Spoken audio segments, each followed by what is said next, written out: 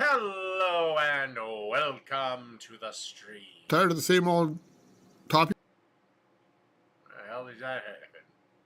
Welcome to the stream. I'll give everyone a couple of minutes to get on in here. As you all know, properties, let's see if it'll... Nope, why the fuck would it do that? As you all know, beloved actor Tim Curry has died, unfortunately.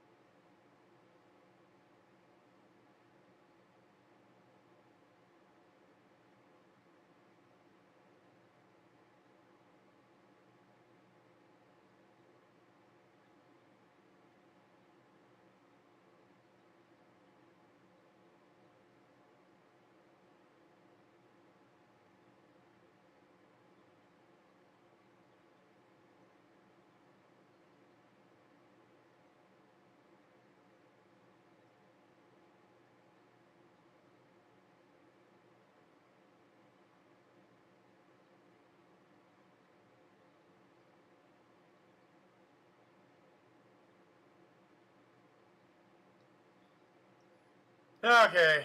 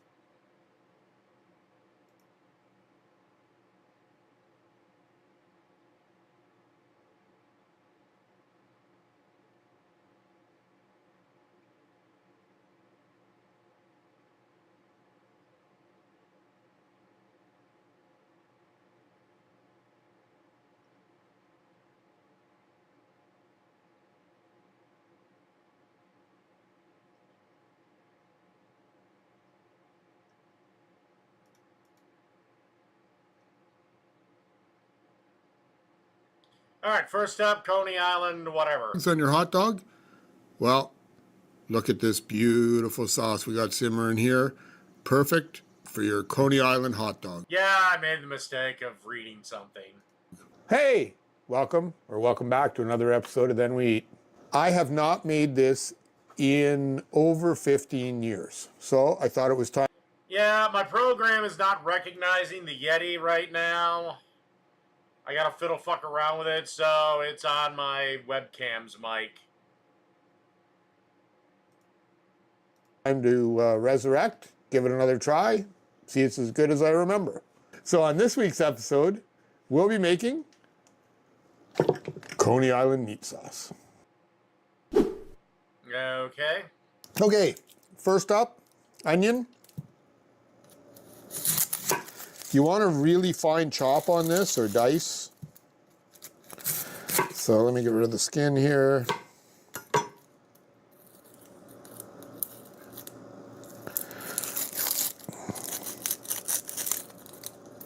Oh, and by the way, the guy that left a comment, I'm doing my own onion this week. I didn't leave it for somebody else. So as I say, you want a fairly fine dice on this. I'm just going to give it a quick dice and then I'll chop it up a little bit smaller.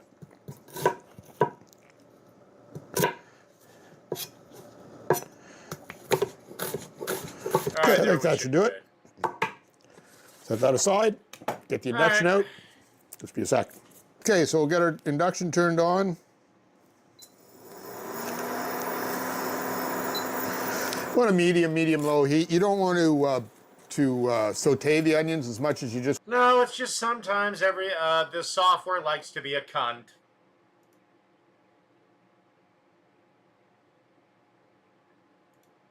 Want to sweat them down some. So we need about 2 tablespoons of butter, give or take. Get that in the pan. So if you're from the Brooklyn area or if you've ever been to Coney Island, let us know in the comments below. Let us know how close we were to the recipe. If you are from the area, obviously you know a lot more than me. So interesting texture, don't knock it till you have. Bust it up as best we can into the smallest pieces we can. You could use a potato masher.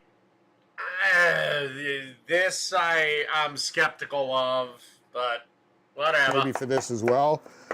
I don't recall what I used before. This seems to work, so this is the way I'm going to do it. And you may want to come back after it started to simmer a bit and give it another chop up too. All right, I think that's pretty good. Now this got a pretty long list of ingredients, but don't panic. Remember, we always put all the ingredients in the description below, so you can have a look at it, and you won't have to remember it because there's quite a list here. All right, first up, 2/3 of a cup of ketchup. So just regular old tomato ketchup, like you put on a hot dog, or some people put on a hot dog. Okay, so first up, we've got a teaspoon of cumin, and a teaspoon of garlic powder, and a teaspoon of celery salt. The recipes that I saw also called to add some salt. I'm not gonna. I think it's gonna have enough salt with the celery salt. If it doesn't, I can always come back and add some more. So we'll go with that for now. Then we need about a teaspoon of black pepper. I think I've made a version of this. Find out. And 3 tablespoons of chili powder. Got a half a teaspoon of cinnamon. About a 1/4 teaspoon or so of cayenne pepper. 2 tablespoons of Worcestershire sauce or Worcester sauce. Worcestershire.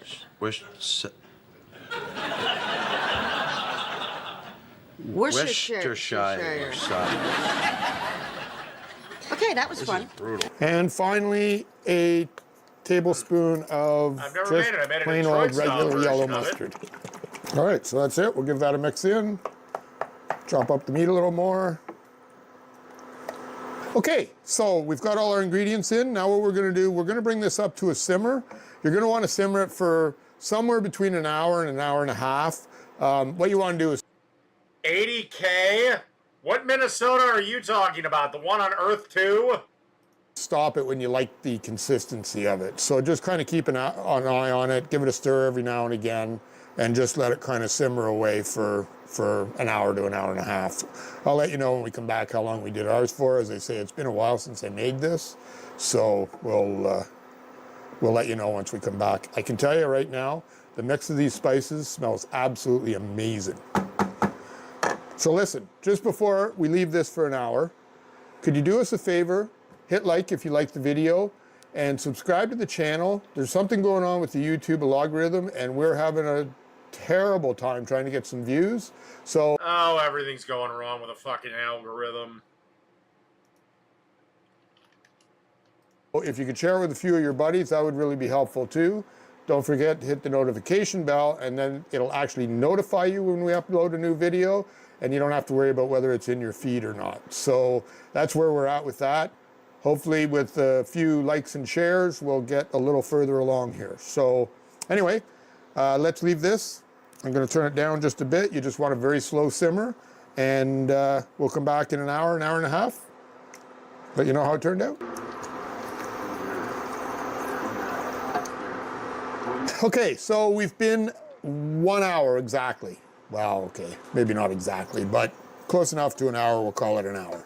And I'm kind of liking the texture. If you want a little drier, you can cook it a little bit longer. And obviously, if you want a little more liquid in it, then you could take it off a little sooner. This actually could stay another minute, but it's pretty close to what I'm looking for. The other thing I should mention is, partway through cooking, there ended up to be a lot of fat laying on the surface, so I just took off a lot of it. I didn't take it all off. You can still see there's some, but I got rid of a lot of it because it was just a little too much in my opinion. There's not really a lot to plate up here today, so I think what I'll do is I'll just grab a spoon, give it a little shot out of the pot, see what it tastes like. So give me 2 seconds, let me grab a spoon, and let's see how we did on this sauce. I can tell you the smell is amazing.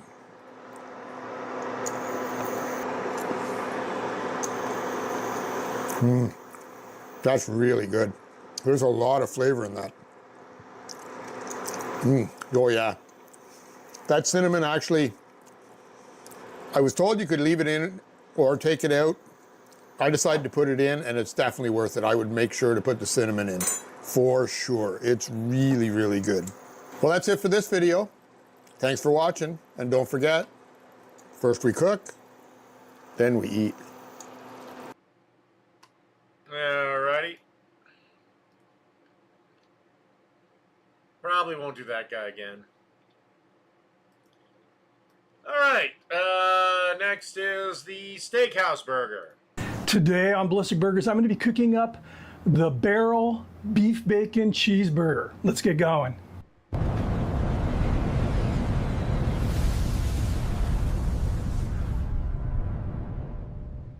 I believe on my last video I received a request to cook a burger on the pit barrel cooker, and that's exactly what I'm doing. I'm calling it the barrel beef bacon cheeseburger, and as the name implies, I'm cooking it on a barrel, but it also has beef bacon on it, which I think is pretty cool.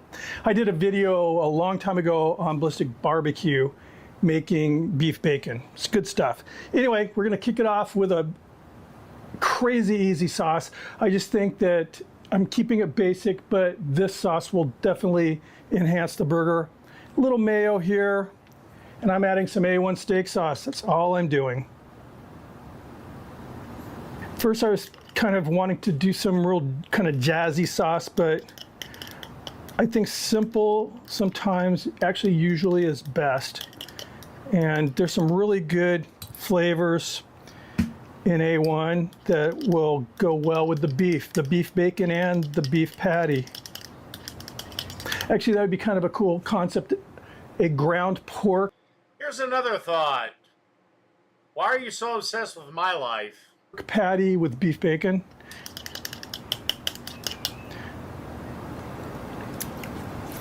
That's perfect. It's not just mayo, but it has a kind of a mellow A1 flavor to it. It's gonna go really good with a hamburger. All right, what I'm gonna do now is set up the pit barrel for this cook. Right now there's a Vidalia onion hanging in the barrel. It's been cooking over an hour now. That's going to be part of the burger. So let's pull the onion. I'm gonna set up the cooker for, to get charged up for the grilling, and then we'll proceed on.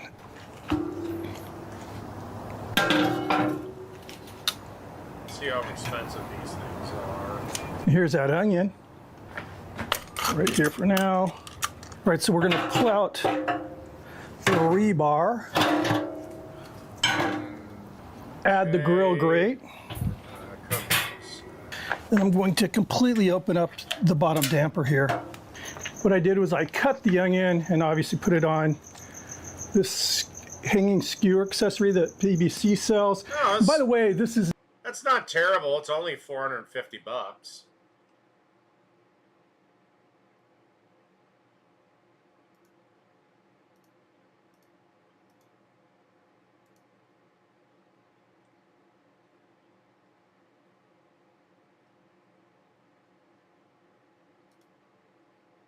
not a sponsored video. I've been using pit barrel cooker for years and years. I kind of started Ballistic Barbecue using these a lot. But I am friends with the owners of the company. I consider them personal friends. So they don't even know I'm doing this video. Hopefully they'll find out. I'll send them the link. So I left on that parchment. So I'm going to peel that off. You can see the face of the onion. We've got some just beautiful color here.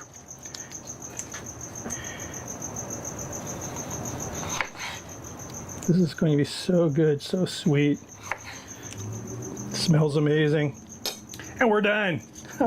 That was difficult. And now for the patty.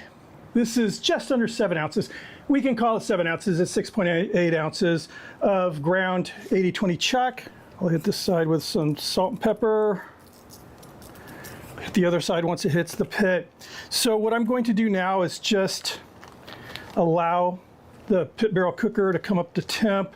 This is going to go back in the fridge, and I'll meet you guys at the grill when it's all ready. So for this cook, I added some lumps of wood down there, create some fire, create some smoke.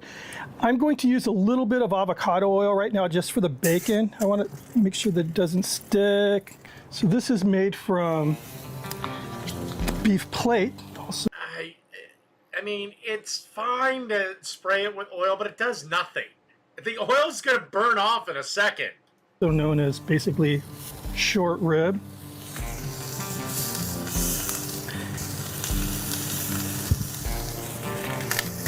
For the pit barrel, these trowel spatulas were really good. A bit more of that salt pepper blend there.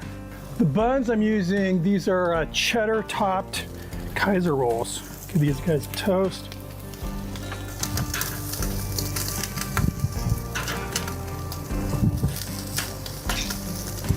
Oh great, the bane of my existence, music. Definitely wearing the glove. I would agree if you were doing it on a griddle or in a pan, but they're not. First off, not much oil is going to stick to those grates anyway, but it'll just burn off in a second. Liners here. You need them when you're, all this heat's just coming straight up. No, I hate it because they always do those stupid bullshit copyright things of, oh, don't worry, it's not a strike or anything. We just want to limit this and limit that. Perfect.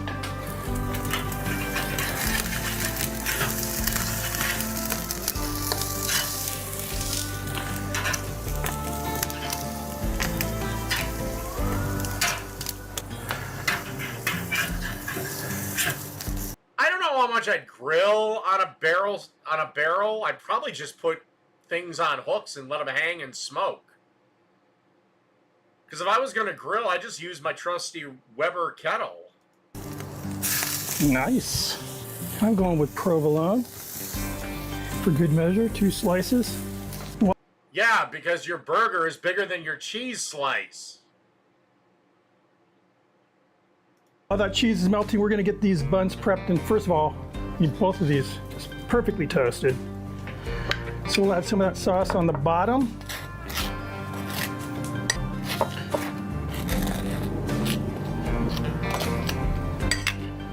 Then we're going to add some arugula.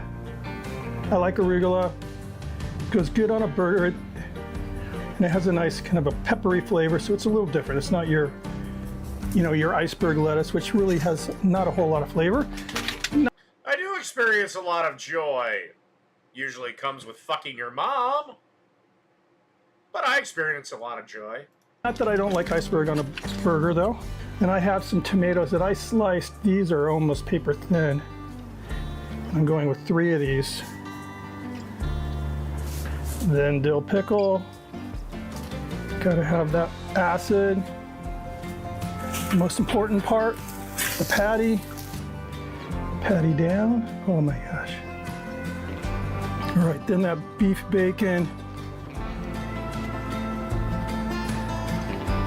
Off the top of my head, I can't remember the brand of this. Like I said, I've made it in the past, but I'll, if I can find it, I'll leave a link, you know, tag it for you.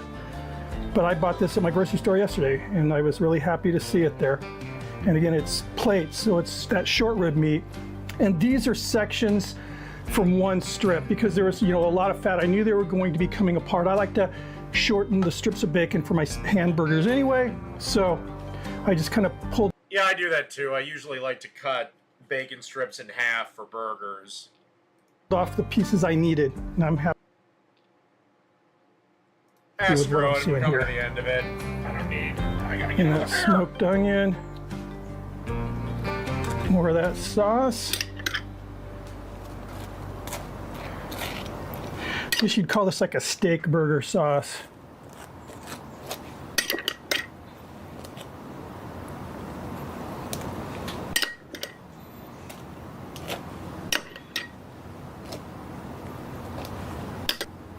And the crown.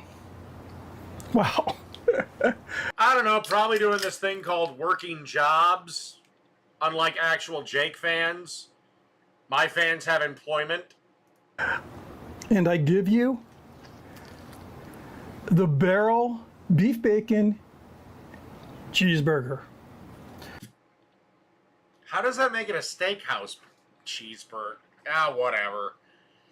I should be one to talk. I've probably come up with a bunch of ridiculous fucking titles just to be like, to avoid cheeseburger number 344,000, whatever. I mean, aesthetically, this burger is just awesome looking. I mean, the bright tomatoes poking out and that arugula, which looks very cool. I could tell when I lifted this off the griddle, the grate, the burger is going to be very juicy. The burger is very juicy.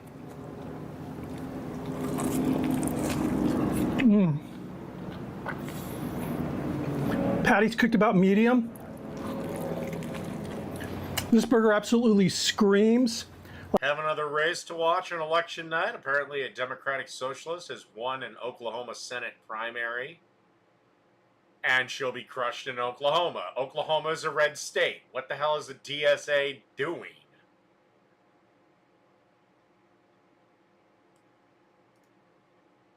Like high-end chop house, like something you'd see on a like really expensive New York menu or something. But it's not, I always say this, it's not pretentious, you know, it's all basic ingredients. Biting into it, first of all, You, unfortunately, as much as I like you, Ballistic, you really straddle the line between pretentious and not.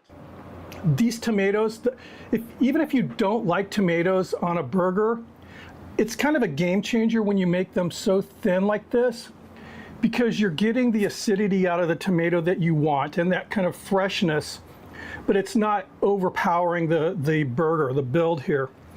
So I'm getting that nice kind of again, bittery, peppery arugula flavor, then the acidity, but the... All right. Enough of this. Now we go to Beer Meets Food. Heavyweight Platter Challenge has only been beaten once.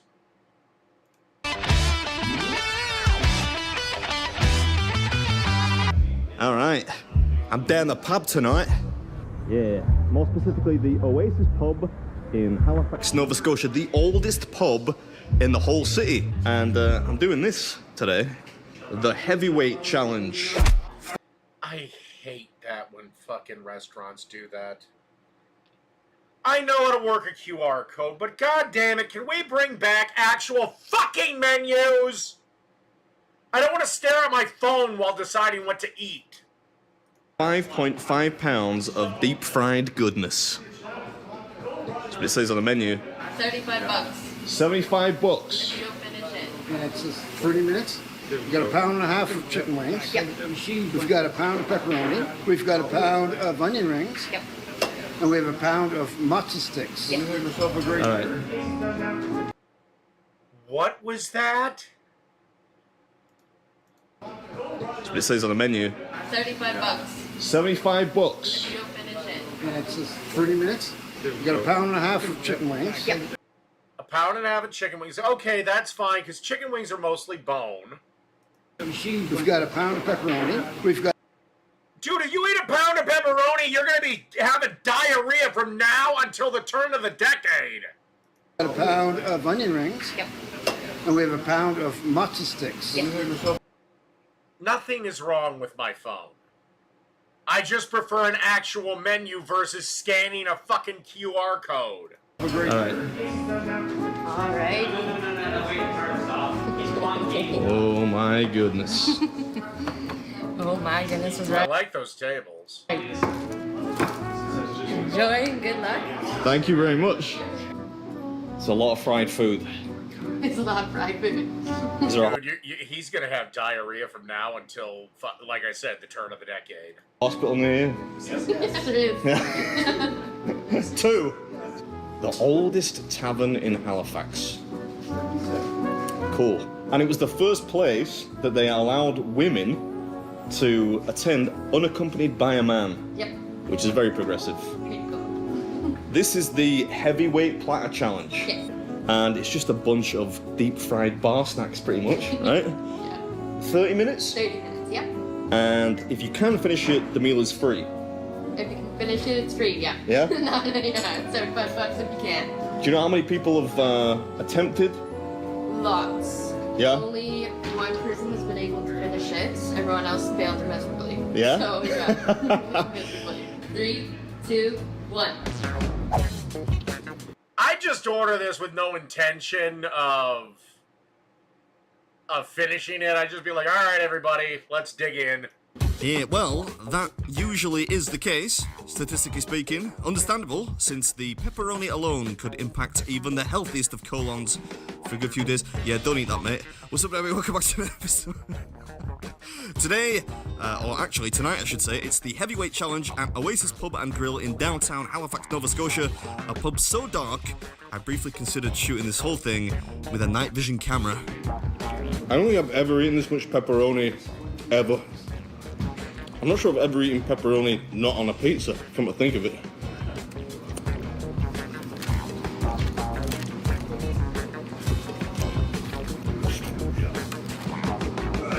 Oh my god. Dude, that's enough pepperoni to make the healthiest heart on the planet explode. Good luck. Thank you. Indeed, that's a true Nova Scotian right there, if ever I've seen one. Polite and practically entombed in about 6 layers of clothing. Oop, looks like we got some ancillary sauce en route. Here's some more sour cream just in case. Oh. You don't have to finish the sauce with the bones. This pepperoni's kicking my butt.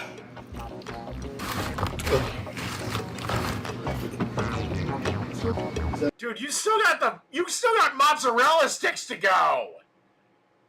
So I don't know, maybe all the cheese with all the pepperoni will be able to actually have a regular poop.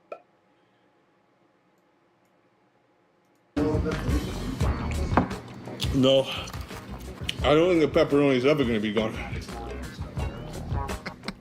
Stop being such a baby. It's supposed to be a challenge, damn it. I mean, it is an objectionable pile of sausage, though. It's got to be said. Thank the good dude. We got plenty of sauce on hand. I think that's my recommended decade's allowance of pepperoni. Just about done. Yeah, I think we may have about quadrupled our risk of colon cancer in the space of 5 minutes there. Fortunately, we have some fiber-rich, deep-fried shafts of white potato to chase. You've pretty much sealed your fate with colon. I think that's the last of the pepperoni. Chicken wings. See that? That's professional technique. Yeah, that is, of course, grade A British sarcasm. Nothing professional about what's happening here. What's been airdropped next? Napkins, I think? Napkins. Oh, yeah.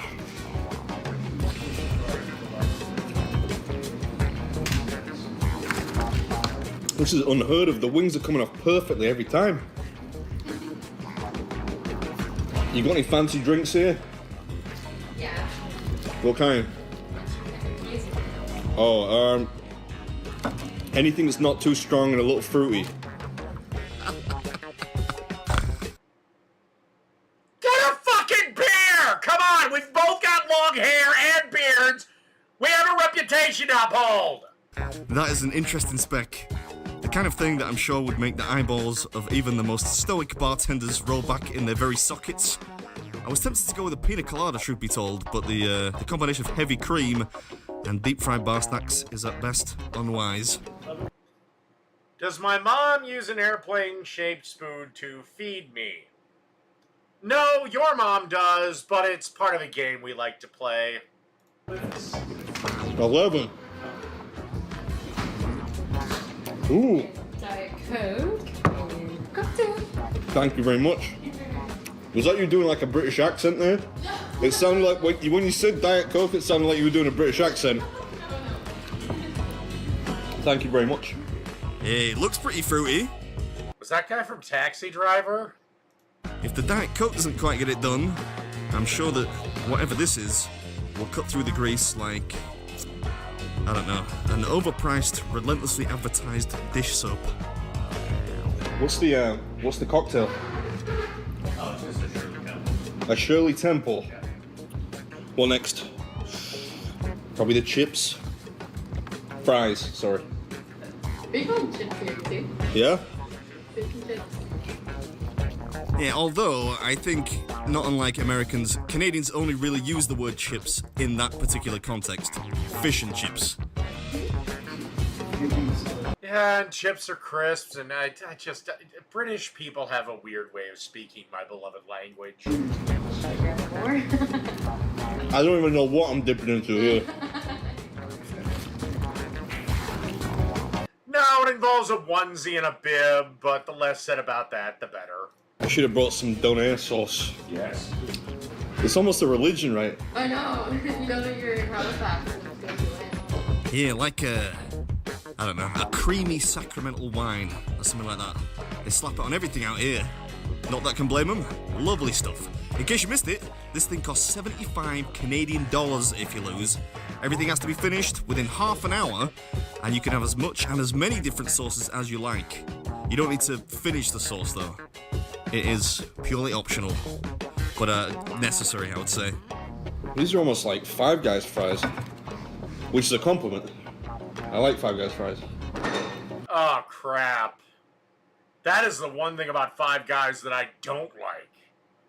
I might be in the minority here, but I do not like Five Guys fries. Halfway. Halfway. 15 minutes.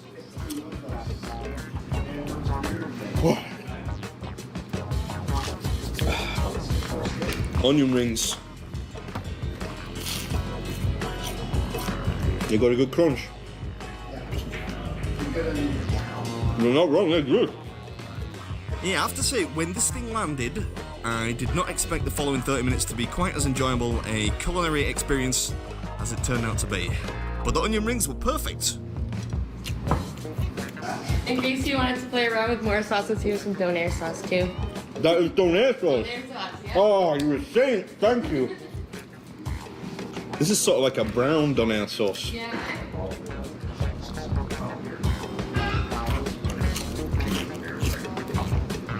You like it? Yeah, we can't get this in England anywhere. No. I need a recipe.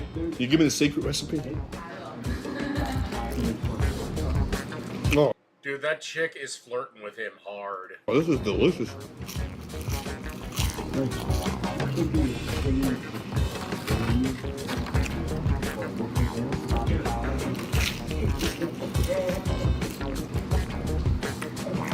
Try some of this yellow stuff. You're crushing it. Thank you.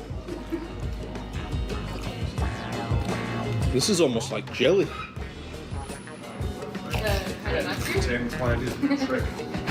It's good though.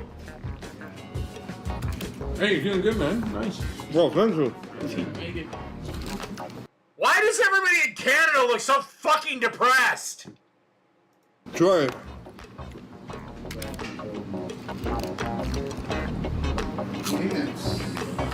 Wait. I better get a move on. Yeah, you're making a bit of a meal out of this one, Sonny Jim. I'm not used to eating this late, that's my excuse. Much more of a morning person, if I'm honest. Pretty much just the cheese sticks left, though. Reckon we're still on track for victory. Chef, the food tastes delicious. Thank you, sir. Enjoy. There are a few pesky pieces of pepperoni left. That's a tongue twister. Never want to see another pepperoni again. Oh. How would you rate that pepperoni? I mean, it's good pepperoni, there was just a lot of it. Yeah. People out west have that delivered to them out west because they can't get it. Yeah? Yeah. The special recipe here in Halifax. It's quite a historic town, really. There are a lot of interesting things about it. City, sorry, not town. This is definitely better than British Halifax. Yeah. Oh, starting to get a little full. Okay, dude, you got like 7 minutes and you got like 80 fucking mozzarella sticks to go!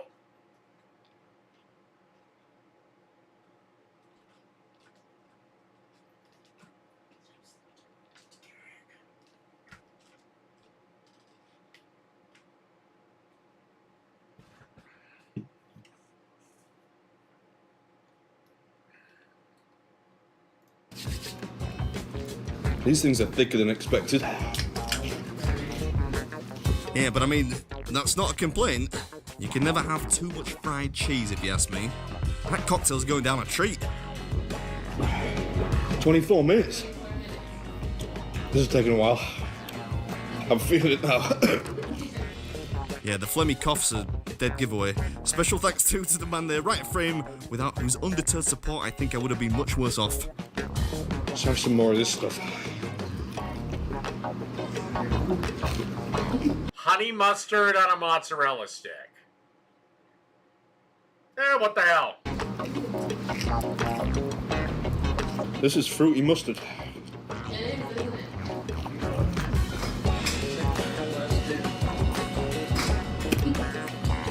This was good.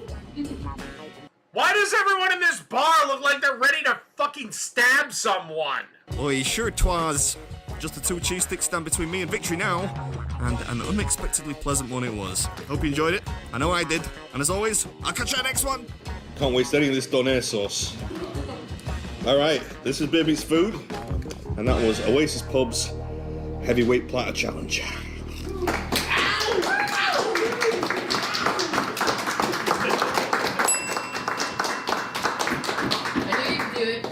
That took a while. That was a lot of food. I swear to God, if he asked for dessert. So, I guess you don't have desserts here. no. Wait, the vending machine. I'll get a chocolate bar from the vending machine, yeah.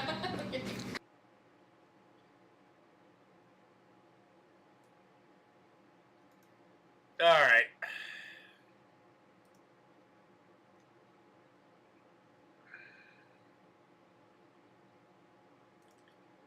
Alright, we'll do this little short.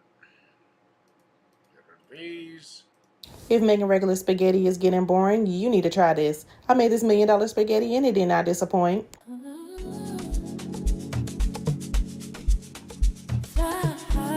Well, then, sweetheart, label your videos properly.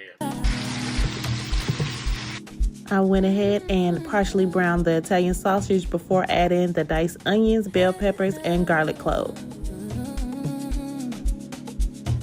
Passport is ready. No lines at the gate. I don't do waiting. I don't hesitate. And after draining my meat, I did go ahead and with my steak. Alright, that is a decent brand of jarred sauce. But if I'm going to put all this effort into it, sweetie, fucking marinara sauce takes 20 goddamn minutes. favorite pasta sauce, carbone. So good. Now I do season my meat sauce a little bit of slap your mama. A little goes a long way. Because the Italian sausage is a little on the salty side, I don't add too many seasoning with sodium. We go in there with some onion powder, some garlic powder, and then some Italian seasoning and a little bit of sugar. I know that's a little controversial.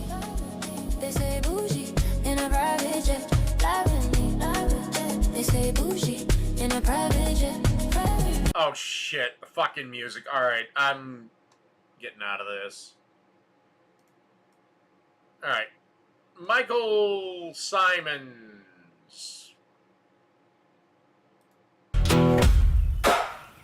Hey everybody, welcome to Simply Simons. Today we are in the backyard about to have like a upscale tailgate kind of situation going on here. So we have bratwursts. I am gonna poach them in some beer and kimchi on a hard roll with some mustard. He's gonna poach them in kimchi? And Sounds Lizzie, delightful. What are you making? I am sort of experimenting with a bourbon sour. So we're gonna sort of see how this goes. This is gonna be a real rustic. I'm actually using a mason jar instead of a shaker because my shakers are all too small, and doing 3 drinks at once, I find this very handy. I like that. The fun thing is, too, is because it's in an air wine glass, you can charge $497 for it. 100%. All right. So I have got some bourbon in here that I threw some sage leaves in, so it's gonna give it that nice sagey flavor. You could do this a couple days in advance, you know, or not at all, quite frankly. I have no problem with that, but, dear lady,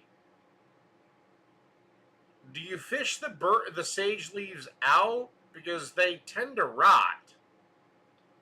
So we're gonna start, and we're gonna shake this over ice, but this particular drink, which everyone knows I love, an egg white cocktail, has egg whites. You can use pasteurized, they don't have to be, but I have good farm eggs.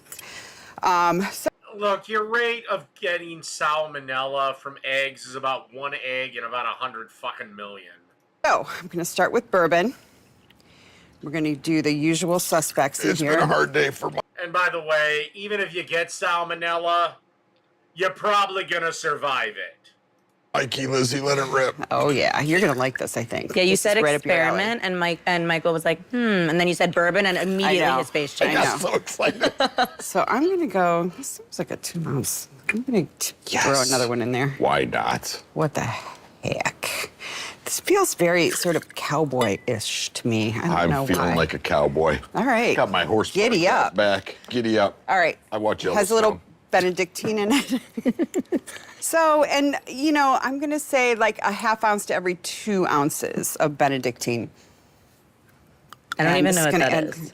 You're gonna love it. Okay, great. So it's Gonna do basically that. 4-to-1 bourbon to Benedict.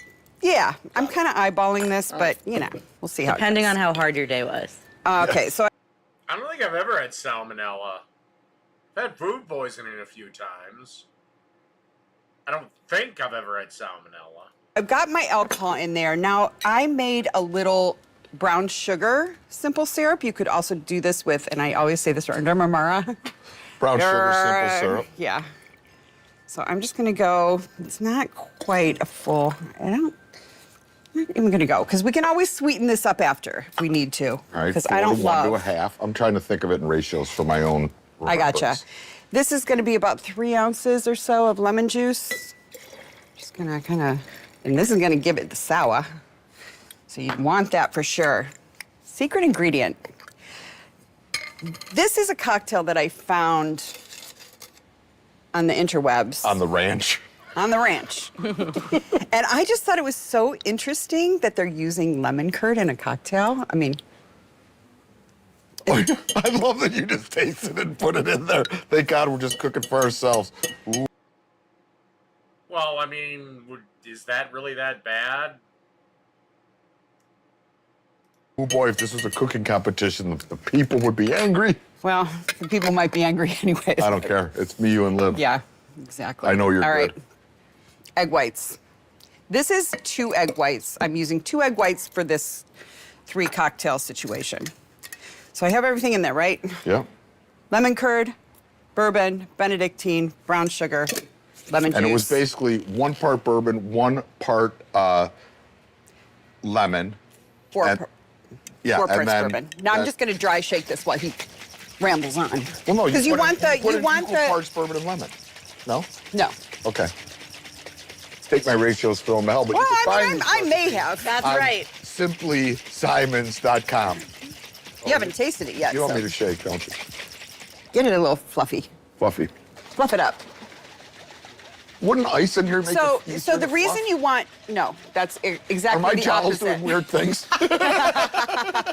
It's actually you want to dry shake it first because the egg whites seize up if you throw ice in there. So, What the fluff? hope those Are were you egg sure you whites. put the egg whites in here? Yeah. Well, let me throw the ice in there, see what happens. It doesn't need to be super fluffy. Okay. Maybe it got too much bourbon. Yeah, it's not really fluffing, is it? As we said, wait. experiment It day. is, yeah. All right, I'm throwing ice in. Going in with the ice. Maybe it'll fluff up. You know, I might have needed to use 1 more egg white, but let's check it. Thought it was a great idea with that lemon curd, but now I'm second guessing my cocktail experience. Pestrone might have not have been a horrible idea. Why? That wouldn't be fun. You're right. Exactly. I like a We like to see what surprise. happens. I think it's going to taste great. I just don't think we're going to get the. We're gonna get that egg white love that I love so well. Maybe just put it down with cream on the side. That's the hack. Ooh, it is getting. Okay. I like what's Maybe happening. it takes more. I don't know. Maybe you don't have the muscles Honestly, you Michael, used maybe to. you should be working out more. I'm very soft right now. Yeah, so I just really think that's the take it issue. easy. Easy. You just wait there. I think we're good. I think Youngin. we're good. I mean, it's not gonna change the taste. Since it's a Western kind of thing, will you call me Rip? Whatever you need. Down at Dutton Ranch. I'm liking the way this is looking. Yeah, it looks delicious. It's does very look scientific. And it looks kind of, oh, whoa, And the egg whites did thicken it, which is nice. Hold on, I'm gonna get my trusty little, come on. This is crazy TV right now. Georgia I Brown. bet you're all on the edge of your seats. We need Oh, I know I am. the I chef. mean, What is come it? on. Look out. I know, but it needs to be, okay, fine. That one can be yours, Michael. I'm Living- good. I'm doing living so mine impatient. the right you way. really think I like... I know, you have no patience. That's why those You just fancy don't. cocktail bars just piss me off. I'm like, today, I have patience for perfection. you could be perfect and fast. Hey, Tim, would you grab me some orange bitters? Tim, would you grab me a new elbow? As I said, hit the gym more, Michael. There's the Enough with the solution. gym jokes. This better be really good, you guys. Oh, shit. She's getting spanked later tonight. Jeez. I'm just gonna throw a few cubes in here. I'm concerned I'm so what? Stop it. All right, I just feel like, without tasting it, that it's, I know, I was gonna say, like that you haven't even tasted it, but you're like, it needs this. I just think it does. Trust your intuition. I'm gonna. All right, it's kind of thick. Hello, I'm not the super juice. happy with the egg white situation, but It's whatever. pretty, but it created a better consistency. I think it's gonna have a really good consistency. I think you're Made right. it more viscous. It did. There's your $10 word of the day. Uh-huh. Who almost Cheers. didn't graduate Oh, from I'm high sorry. school? Huh? Anybody? Rude. Oh, it's real good. Oh, it's It delicious. is really good. Yep. The mouthfeel is wildly crazy. Again, don't usually like bourbon, but like, This I is think a when you good put one. lemon with it, I don't know, maybe the I'm egg getting white. you like. I don't know. The only thing I don't like with... The only way I really like bourbon is just straight up. No ice, no bullshit, just in the glass. I know you like to change outfits for every episode. I'm just gonna get you t-shirts. Like I don't really like anything. But ... Yeah. I mean, that's good. I like it. It's very refreshing. It is. Yeah. I like it a love lot. I think I'll have 6. Okay. You could put a little bit more. I wonder if I'm just going to do this to yours because I Yeah. feel like you need it. More simple syrup? Yeah. Oh, I don't. I think I know Liv's taste.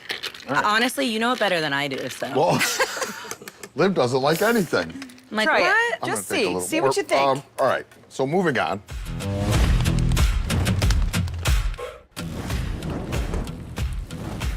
This episode is brought to you by Feeding America. All right, great, whatever. Bratwursts were a big part of Cleveland food culture, I feel. Yelp. Just staying with the Dutton Ranch. I know. I think we should all have like Southern cowboy accents. I don't know what you just did, Liv, but maybe it is. So, like when we would go down to Brown's for tailgates, like typical to have brats at the tailgate. And usually you would just kind of warm them through beer, maybe they kiss the grill, maybe like mustard, pretty simple. So I wanted to have some fun with No, they have to kiss the grill. Look, grilled brats, phenomenal. Smoked brats, godlike. Pan-fried brats, okay. Oven-baked brats, acceptable. Boiled brats are fucking disgusting. I'd literally rather eat a blue whale's dick. this, and some of it is spending so much time with Esther Choi over the past couple years and doing 24 and 24 and all those great kimchis that she has turned us on to. So, you know, obviously in Cleveland you have kraut, sauerkraut, and brats, but I have some great kimchi here. So I threw a beer. Is it Esther's, though? Huh? It's not Esther's. If it's not Esther's, I don't want it. It's Esther's. Okay. She doesn't know. So I put some beer in here, about 2 cans of beer. Oh, I thought you were going to deep fry them. I thought that was oil. No. So 2 cans of beer, and this is just a regular, like, Modelo beer? I mean, just like a simple Modelo beer. would be great. A simple beer, yeah. Okay.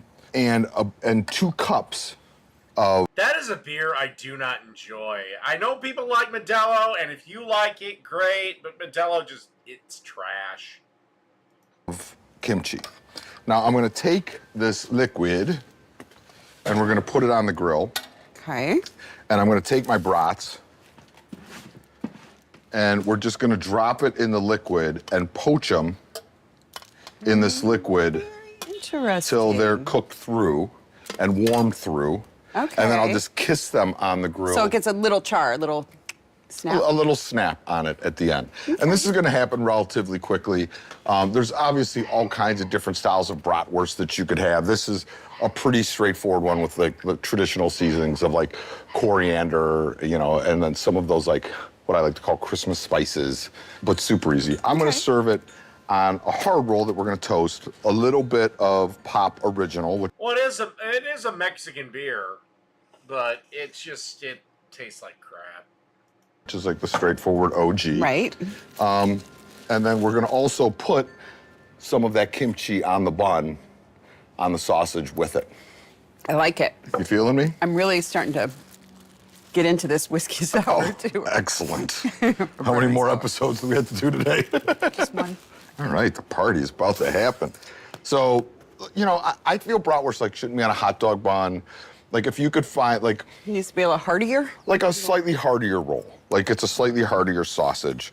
And so I'm gonna kind of hinge this a little bit so it's still barely connected. Are you buttering these? I'm gonna butter it and grill it. And would you like me to assist with the butter situation? I'm okay. I just talk. Actually, you're about to just be able to dip it in that butter.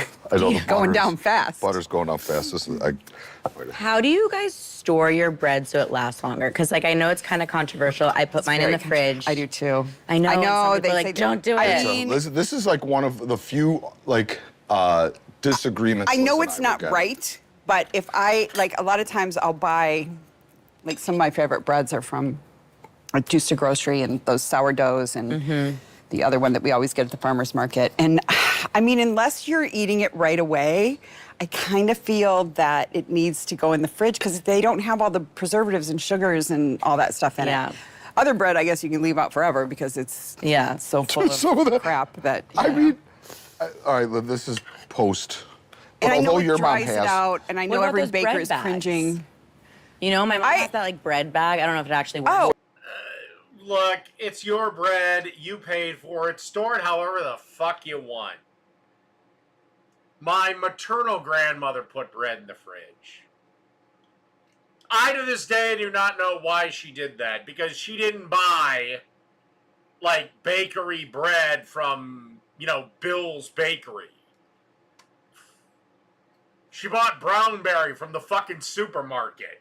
Well, your mom has a bread drawer. No, and I think it's one of those waxed. It's one of those waxed things, Yes, right? And yes. I hear they're great. And I actually have some in the house. I'm going to try it. Here, but it's funny because we grew up. 'Cause I'd rather not put it in the fridge. Liz and I grew Just up don't want it to go bad. with bread drawers. And, you know, like, all the bread when we were kids growing up went in the bread drawer. Yeah, we had Never a in little the fridge. slidey thing. Yep, it yeah. slid. It was Yeah. a drawer that opened up and it slid. Bread went in there. Oh, ours was What like makes a it garage special door. though? Like why is it? It was like I don't sealed, think so no, it would like. it doesn't do anything. It really doesn't. It's just a. It doesn't Yes, it keep it does. fresher. It's a sealed drawer. Oh, I didn't. It's have, not letting I didn't have air a fancy come in. sealed drawer. Yeah, you did. You said it was like a garage door. It was like a garage door. We kept our toaster in there and threw the bread in there. Not sealed. We weren't that fancy. Okay, so you know, bread your drawer. sister's here. I'm gonna have a conversation with her about this. She knows. No, there was no bread drawer. Mary, you didn't have a drawer where it opened up in the cabinets and there was a sliding. No. I don't believe it. Yeah, like a garage I will door. be asking the other Sanderson family members this later No, on. it is so nice when you have someone here to Like a back you up. backup. Yeah. But she'll lie for her sister. Why She's are been you doing it even for years. arguing with me about what kind Anyhow. of bread Back to the drawer I bread. had? So we had, Like, and that was before all breads had all these preservatives in them. Now it's like you could buy, like, I don't know. We ate Wonder you Bread. could literally buy. Well, yeah, but I'll bet you even back then it didn't have as much junk. Actually, when I was real little, we ate Wonder Bread, but that was a long time ago. Back in '62. It did. I think we went into like whole wheat bread like when I was a teenager, but the damage was already done. Yeah, and honestly, there's very little nutritional difference. White bread got a bad rap in the 80s.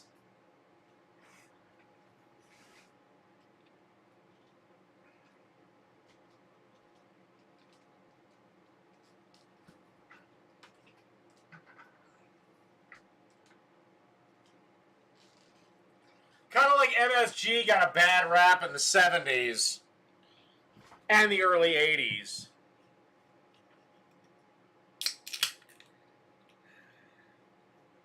Buy yourself some decent country white or sourdough and have your fucking white bread. But my point is, though, is all the stuff they put in bread now, you could leave that shit out for like a month. Yeah. And nothing's Well, happening. and all bread has the so bread much you sugar buy in it, I at hate it. the farmer's market or a bakery is different. Yeah. Typically, it doesn't have all the And stuff that's in what it. we typically buy. Yeah, and that's what we buy, and it goes bad quicker. But like, Yeah. you know, do what any good person would do: eat more bread and eat it faster. That's the secret. But I mean, Liv, like at your house, it's you, Daniel, and the little keep one. yours How in- fast you go through a loaf of bread? Not fast. Really? Yeah. Well, Daniel doesn't eat bread. We know that. Yeah, Daniel has weird diets. Yeah, Daniel, I'm not eating any carbs this We week. don't go through bread that fast. We go through So, do you think those two, like, wife swap or something? tortillas really fast. Oh, okay. But bread is like a slow burn in our house. All right. So it's in the fridge. I mean, maybe, Yeah. like, I would I- even say I sometimes don't- it'd be better to freeze the bread and slice it and toast it as you need it. Norman, you're not getting any bread, so you could just forget it. All right, so I buttered both sides. I'm just gonna come give you on! Norman's a good boy, and he's sad. Give him some fucking bread. these a quick toast, because I want a little bit of texture here. Well, now we actually buttered it, so no. And this is gonna happen real fast. Yeah. Gotta look for some pseudo, not crazy hot spots. And then when these come off, Weezer, I'm gonna have you slather them with mustard, and I'm gonna finish off these. Slathering away. You're the greatest slatherer I know. Top. Interesting. Oh, that's a bottom. Top.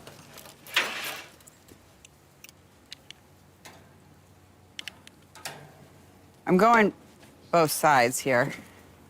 Yeah, this is why what I not? mean about this mustard is it is not, this clearly looks like I'm using tons. I don't know, you'd be surprised. It's not a lot. Top or bottom? I don't know. Does it matter? You Top. just turn it around. when you eat it, right? Yeah, I but want to what if make you sure I put up the accidentally right just ones choose- next to each other. Yeah, Yeah, you what don't- if you eat 2 bottoms or 2 Oh, tops? okay, you got a point. You know? You've got a point. It's Then valid. what happens? It's valid. I mean, then you start making up lies about bread drawers.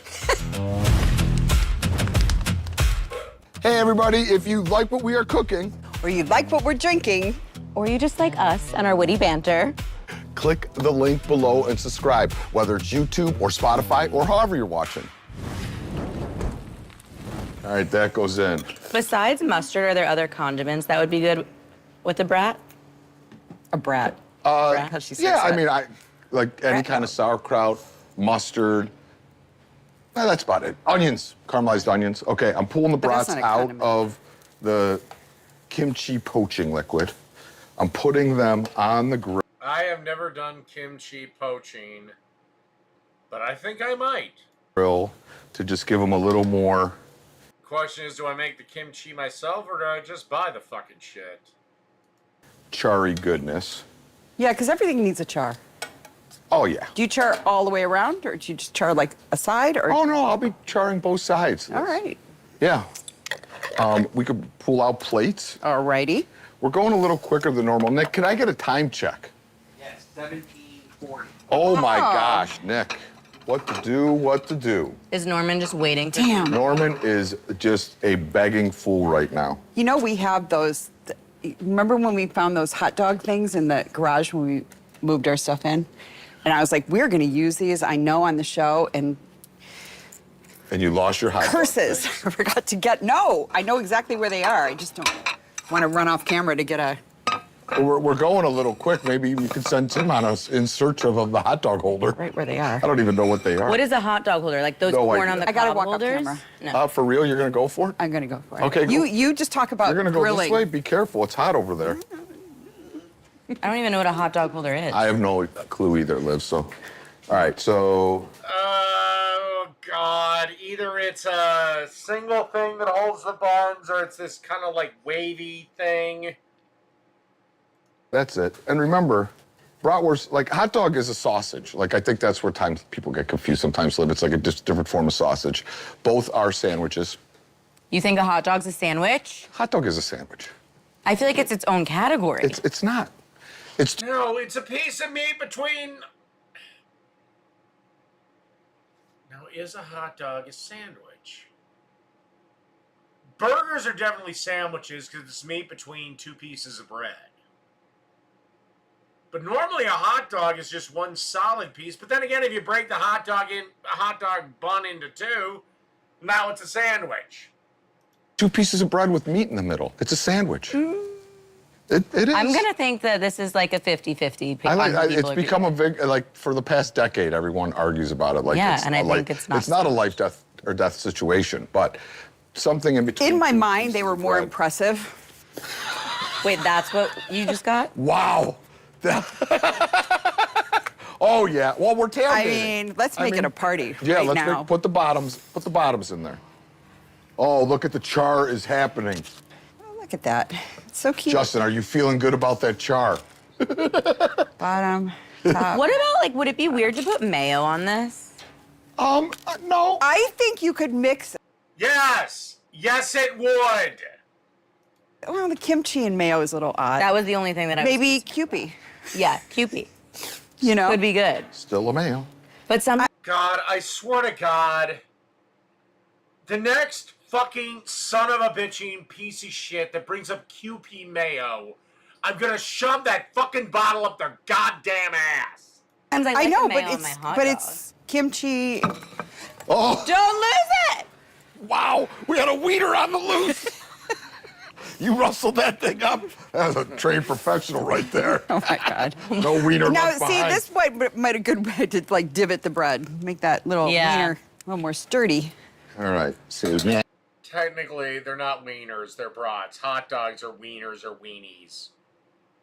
Now, last thing, I got my slotted. I'm gonna grab some of this beautiful kimchi that is beer enhanced. Feeling a little Yeah, I was envisioning something else, but... double Oh, weenie boy, holder. Let's move it. Move it along. Oh my God! Oh God, Michael, Simon, what the fuck? What is wrong with you? Okay, wait a second. Professional right there. Oh my God. No wiener Now, left see, behind. this might a good way to like divot the bread, make that little wiener a little more sturdy. All right, so now, last thing, I got my slotted. I'm gonna grab some of this beautiful kimchi that is beer enhanced. Oh my God, he is literally putting. Look, kimchi might be delicious, but he is putting beer boiled, cooked in raw bratwurst, so all the little bits from bratwurst that could leaked out. But he beer boiled kimchi. I'm sorry, boiled beer is one of the most disgusting smelling things on the planet. No, anything you put in the beer to poach your brats is forfeit. You don't put it on top. Feeling a little double weenie holder. Really? So when you boil your beer in onions and brats, or onions and beer, you put those onions on top? You don't just, get a little skillet out, chop some more onions, and make some caramelized onions for your brats? Fine, whatever. Be a pretentious cocksucker and eat disgusting shit. Let's move it. Move it along. Yeah, move it along. Yeah. The bourbon sour is kicking in. I mean, again, I'm sorry, boiled beer is disgusting. Well, all right, put it on record. Bourbon does not make Liz faster. Gin. Okay, we're just stopping. We're just stopping the conversation. No, pasta is not boiled bread. Smells good. It's gonna be hard to get. This is gonna be Big difference. Pasta doesn't have yeast. a messy Right, one. this is gonna be a. Yeah. I feel like could have. Yeah. Yeah. You wanted a slot in the middle kind of thing? Think so. That's smart. I don't do that, but that's. Yeah, to split them Yeah. and when you like when I Yeah. make hot dogs, I split them and I put the little thingy on I them. think it's going to be A-okay. You just For gotta, you. You got to be aggressive. Have a big mouth. Got to kind of push it. Yeah. Let's give it a little. Push it real Give it a good. little squish. All right. All right. So Are we look at- going for this? We're See, going. we don't really even need plates, honestly. Well, I know we're tailgating. Should Lizzie right? and I share one? Yeah, I feel like maybe, Sure, you guys I could feel share like one. a cut is. I'm gonna essential here. here. I'll cut this guy. All right. I didn't say you, Michael. I No. Liv. If I had a freely pick, I'd put Look it in how for us. look how beautiful Ah, shit. Liv's getting spanked. it looks though. I mean, this is simplicity at its finest, but I mean, Look, I had no problem with any of this up until you put the kimchi that was boiled in beer in it. that look at Liv's like All right. I don't like a hot dog. Well, technically, yes, you're right. Bread doesn't have to have yeast. It then becomes hardtack. Yum yum. See how I feel about this. Oh my god. I don't usually like. I typically don't like encased meat, but this is really good. No, I do like hot dogs. I'm not usually a kimchi girl. Really? I missed the whole. I got so many funny Shootout. jokes right there.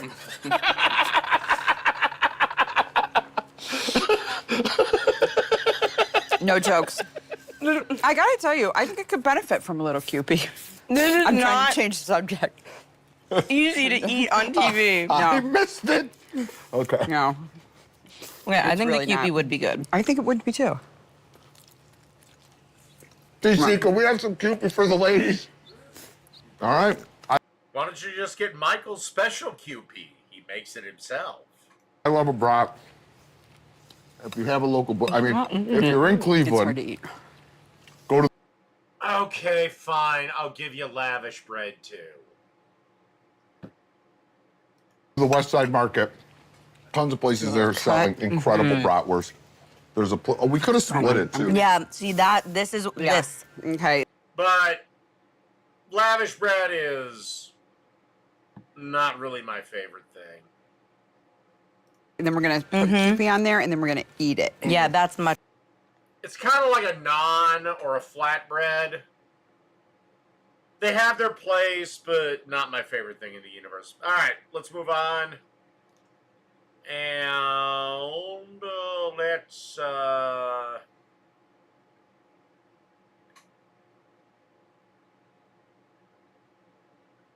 didn't I pull something from Cooking with Jack? No, I didn't. Oh well, whatever, I'll do it later. Let's go with Guga, who apparently has realized he has been dry aging steak wrong. But I need to take a quick restroom break, and I will be right back.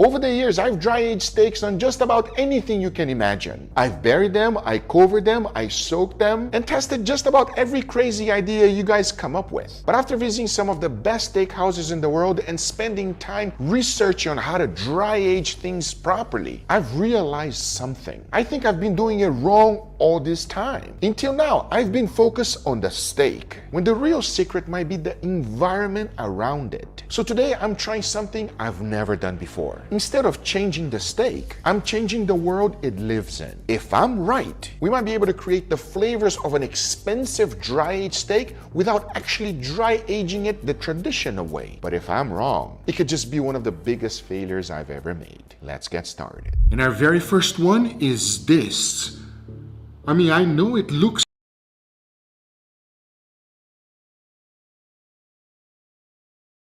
like Oreo cookies, but believe me when I tell you, it is not.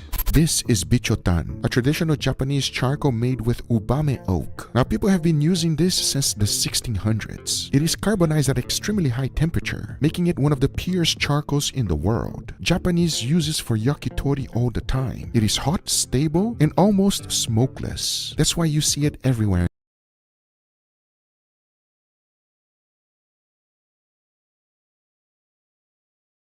in Japan. Now I'm trying to make an Asian aging chamber here. And did you see that white stuff I poured before the charcoal? That was this, Wagyu fat. Most of the time during the aging process, fat oxidizes. That's why usually very well marbled steak look terrible when they come out of the dry aging experiments. So I have no idea what's about to happen with this one. I'm hoping that it's not going to taste like charcoal. There's one last thing I must do here, because I want some of the moisture to evaporate. So poking these little holes just makes sense. In theory, it should be less funky than traditional dry aged, a more premium beef flavor, and as close as possible to a steakhouse dry aging room. We'll find out real shortly. If you thought that one was crazy, take a look at this one.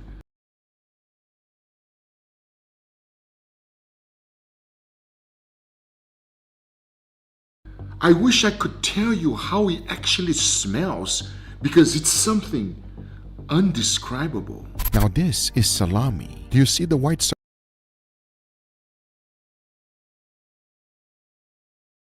surrounding it? It's called penicillium, basically a food-safe white mold. It protects the meat from unwanted mold to take over. And if you've ever entered a dry aging room that smells just like this, you know what I'm talking about. On my trip to Italy, when I went inside of a dry aging room, all I could think of was this. This mold is worth millions. Now I'll be honest with you, as I was there in Italy, I thought of one thing. What would steak taste like with this flavor? My theory is that this is going to taste good, but I've been wrong before, because in order for everything to stick, I decided to use Greek yogurt. Now, as you know, Greek yogurt has live bacteria, which is also used for meat fermentation throughout a lot of different cultures. So this entire environment actually makes sense. My possible prediction on this one is a little bit weird, because I have a feeling that the aroma is gonna take over, but it could also produce deep flavors that might be funky, delicious, but it could be extremely overpowering, especially because I'm pushing the boundaries and leaving it here for quite some time. The next environment, I'm even more excited. I mean, take a look at that, everybody. If you've ever been to Japan and you love Japan as much as me, this one will hit different. And that's because I'm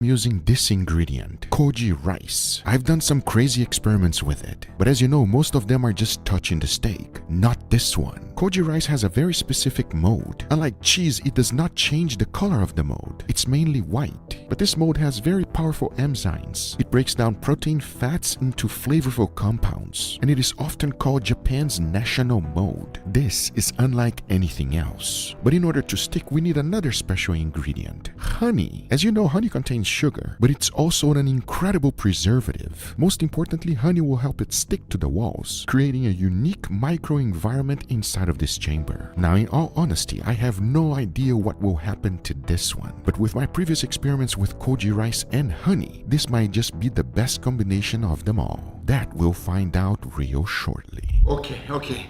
This very next one here, you do not want to smell it, because unlike all of the others, it smells like stinky feet. And that's because I'm using this blue cheese. Unlike traditional cheese, this one you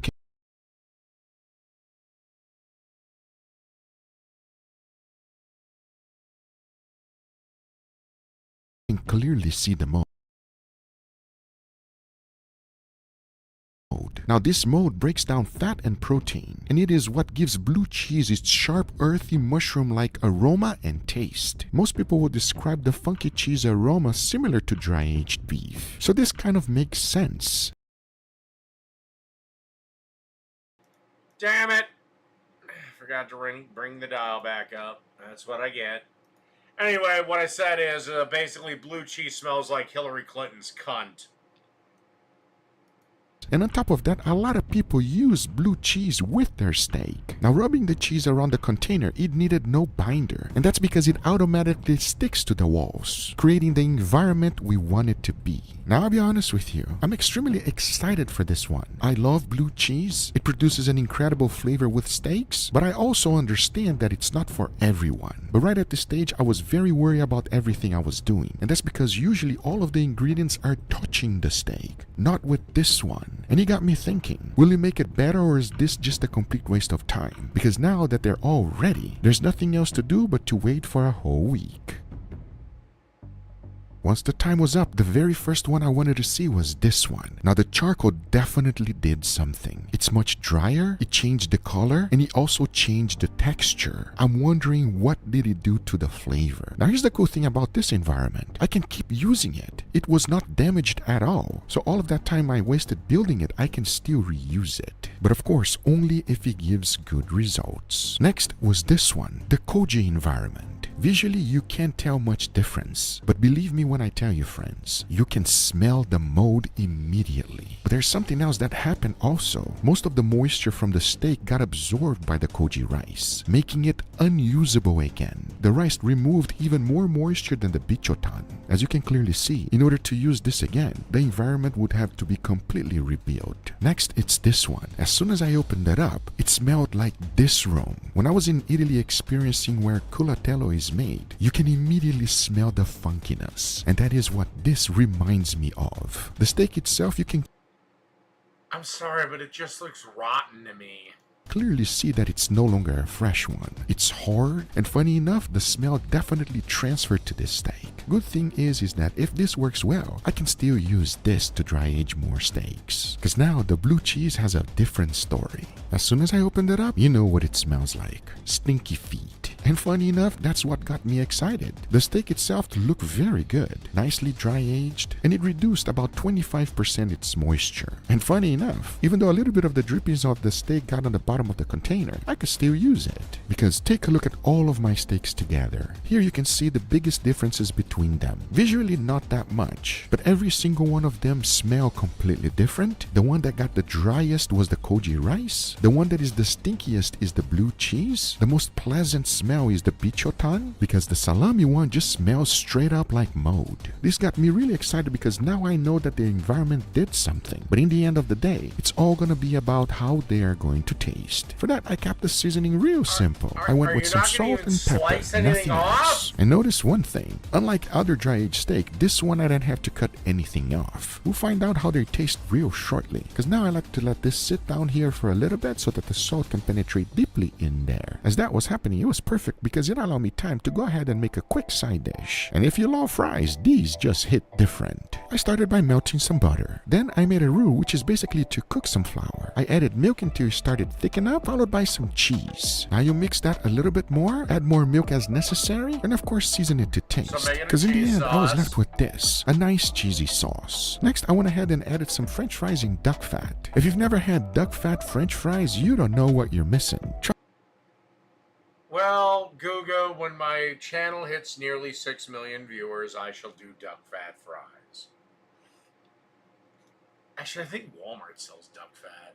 Maybe I'll have to do that one day. Trust me, friends, it's delicious. Now to finish this up, I added some cheese to the fries, followed by some chorizo, a fully fried egg, finished that up with some... I will say this, the best fries I ever made were in lard. But it's such a pain in the ass, I'd rather actually just go with peanut oil. chives to be healthy, and that's today's side dish. Nice, simple, and easy, and it will pair up perfectly with our steaks. Talking about Yeah, to deep fry something though, Iron Gullet. that, the only thing left to do is to go ahead and cook them. Because now I say, it is enough talking, and it is time to have some dry-aged steak. So let's do it.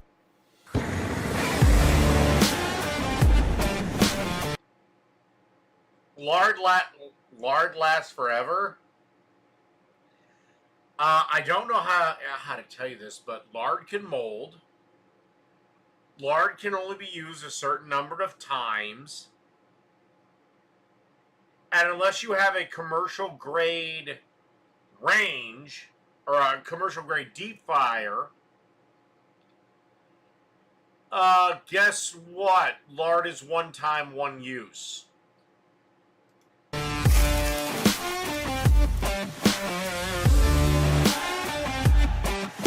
So you went from telling me lard lasts forever to you can use it 5 times.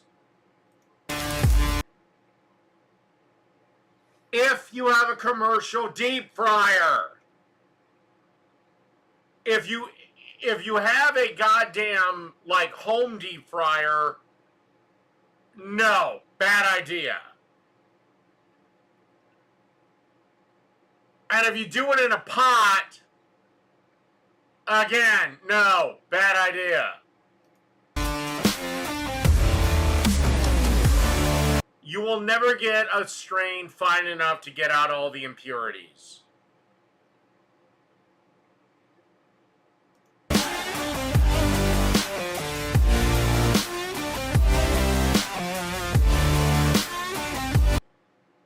Oh, I don't know, because it'll mold. Unless you plan to use it the next day.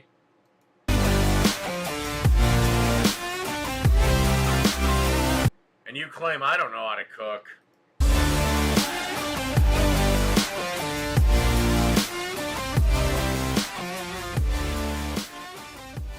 All right, everybody, and here we got our beautiful feast, gentlemen. These are huge. You know, I've done a lot of dry age experiments. This is something I've never tried before. I'm extremely excited. And the most thing I'm happy about is that there was zero loss. Wait, Gooey, you said dry age? Dry age. There's no way. These steaks are way too big. They are thick. Normally you gotta cut out the pellicle, take stuff out. Not on this one here. But I'm concerned because I don't know if anything happened to them or not because they were actually completely sealed. I don't want to explain it to you and give you guys too much. So be honest. Give me your true honest opinion. We're gonna begin right here. Please, just describe what you're feeling. Let's go for it. Cheers. Cheers. The charcoal steak. Oh, it's a very good steak. There's something there I cannot explain, but it's good. You know what it is. Oh, I know what it is, but it's very mild. Do you guys feel anything different? I feel something different, but I don't know how to describe that. It's a good steak. It's a really good steak. It's a very good steak. Yeah, I love the crust. I love everything else, but I'm having this extra flavor that I don't think you both will be able to tell you, Felipe. What do you feel? Gooey, I know this is a dry steak, but that kiss of the dragon's a little extra pronounced on this one. I don't know exactly what you did, but it's good. I thought, first of all, that it was gonna have some type of off flavor. Does it have off flavor? Not at all. Not at all. Zero whatsoever. I can tell what it is. It's a very mild in a very good way. I don't want to let them know what it is yet, but this is a tremendous amount of success. Does it feel like a dry aged steak? 100%, yeah. It does, but mild. Mild, exactly. It's not crazy because it wasn't aged for a long time either. So it works extremely well. And before I tell you guys what it is, which I'm excited about, I want to try the second one. Sounds good? So instead of going for the next one, we're going to skip. So I want to know if you guys feel something different because I have a feeling that this one here, I don't even know everybody. I don't know what to expect. Cheers. Cheers. You're seriously telling me that a cheesecloth could take out the impurities and a 400-degree fucking liquid fucking pot of lard wouldn't burn right through it? Yeah.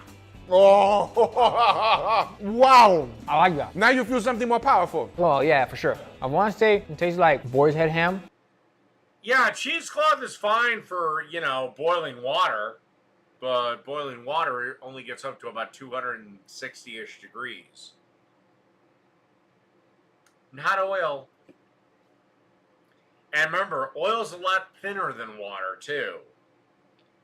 But the funk is also there. There's a lot of funk on this one, right? Do you like it or no? I like it. Okay, you. I do. I wouldn't go as far as saying boar's head ham like Fefe said, but it does have that kind of ham, kind of cured taste to it. That's exactly what it is. I like it. Do you like better than the first one, Fefe? Oh yeah, the flavor to me, I like it more because I can feel more. The other one, if I was going for like a baseline steak, I would take that one. But since I'm here for an experiment, Google, this one better. I can understand where you come. Do you agree with Fefe? I agree with that assessment. Yeah. The first one is a little too mild. This one, the flavor is more pronounced and you feel a little bit more. It's different. In a pleasant way. Yeah. Now, you keep saying ham. Both of you say ham. Does it taste like a ham or it still tastes like a steak? It tastes like a steak, but I feel ham. How about you? I agree with Fefe. Yeah, right? Because there's a little hint. But before I tell you exactly what it is and we try the other two, which I am extremely excited about, I got a side dish. These are some fries just to refresh our palates. Give me your true honest opinion on these fries. Cheers. Cheers. The fatty on the chorizo belongs in a taco and fries. You can't go wrong with loaded fries. I couldn't agree more. This is perfect. The bechamel sauce, Or you could just not be a cheap ass and just buy more. the chorizo, the eggs, it's a perfect combination. There's bechamel sauce in there? Yeah, on the bottom, you didn't grab any, Fefe, because... I didn't grab any bechamel. You grab the bechamel over there, Fefe. Yes, grab some fries with some bechamel and then... And then it's good. Nice little loaded fries for you to give it a try, but we're not here for the fries. We are here for the steaks. I'm excited to try the next. When it cools off some, also, it'll become solid. Again, how long are we going to argue the goddamn finer points of deep frying with something that returns solid? Next one. All right, let's go for it. Please dig in. I want to know your honest opinion on this one. So this is a Japanese ingredient. Most people never experienced it, so it might be difficult for you to distinguish what it is. I want to know if it tastes good. Yeah, but by the time any human hands could handle it, guess what? It's solid again. Good, bad, be honest for me. Cheers. Cheers.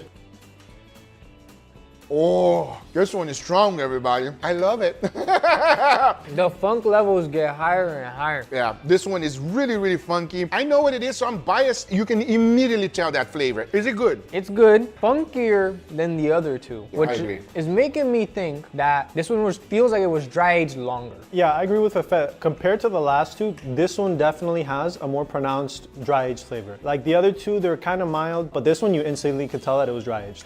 But again, when the oil is hot enough to do that with, the cheesecloth can't take the heat.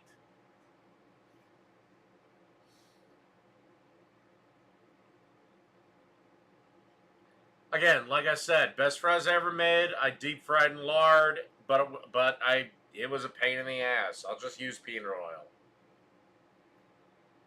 And besides, iron gullet, you probably don't even properly season your fries anyway, so the point is mute. Makes sense because it also got a lot drier than both of the other ones. That ingredient that I use on this one completely sucked the moisture out of the steak. So it really concentrated the flavor in there, everybody. I enjoyed this one quite a bit. Which one was better for you so far? This one or the previous one? The previous one, yeah. How about you? I'm liking this one so far. Me as well. Let's go for the last one. Now, here's what the funny thing is. I'm gonna tell you right now. The actual ingredient never touched the steak. That's very interesting. Let's find out how it tastes. Cheers. Cheers. Cheers. Oh, right away. Oh, you don't like it? No. You? Oh, I love it. I love it because I love this ingredient. It's like acetone. Like the taste that I'm getting is... I'd probably like it too because I love blue cheese. And gorgonzola and all those types of cheeses. The smell that I get when I see my mom cleaning her nails. Oh my God, no. It's like that. How about you? Not for you? It's not, it's not even going down. What the fuck are you talking about? No, it doesn't, iron gullet. Maybe butter at 120. And by the way, you're the asshole that says alcohol cooks off at fucking 300 degrees. But no, alcohol cooks off at a very low temp and almost instantly. You bloomin' fucking retard.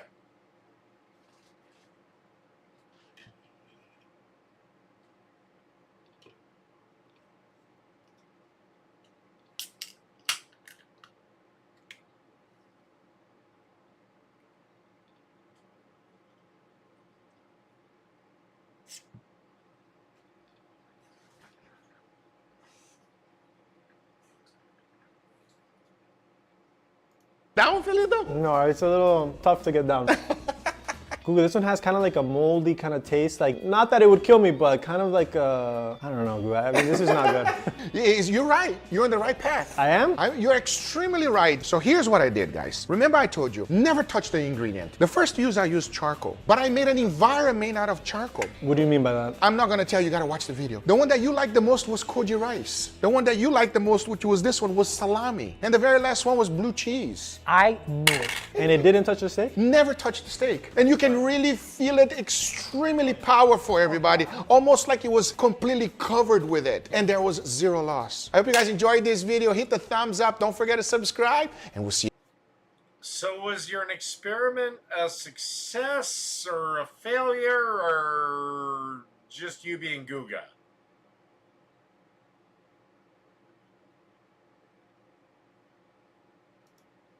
All right, now let's go to everyone's favorite Mexican uncle, Arnie. Look at that.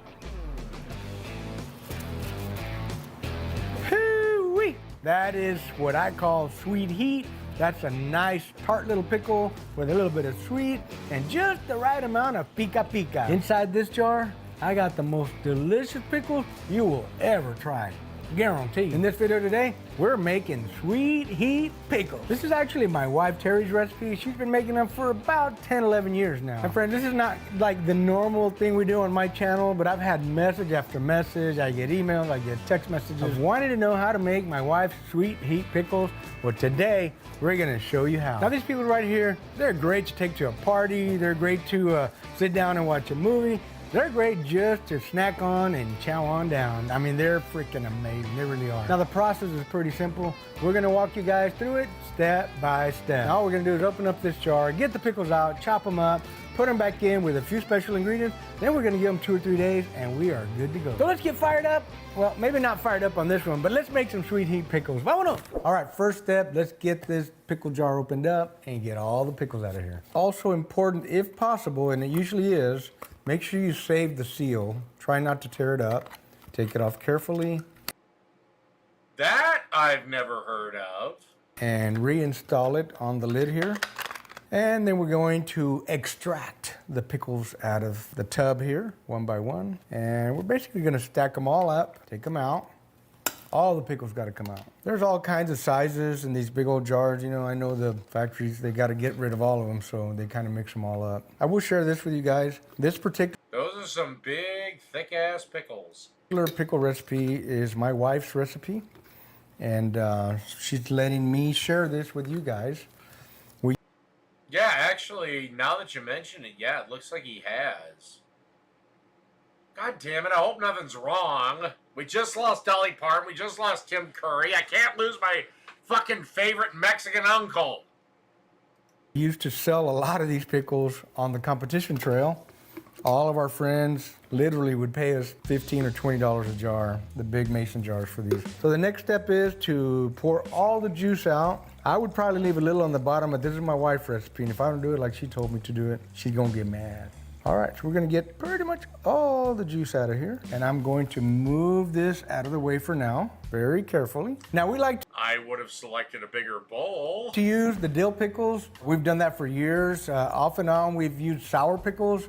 If you want a little extra sour, I mean, use the sour pickles. They're just as good. They're just a little more sour, but they're delicious as well. So we're gonna take 4 pickles at a time, and we're gonna create layers into our jar over here.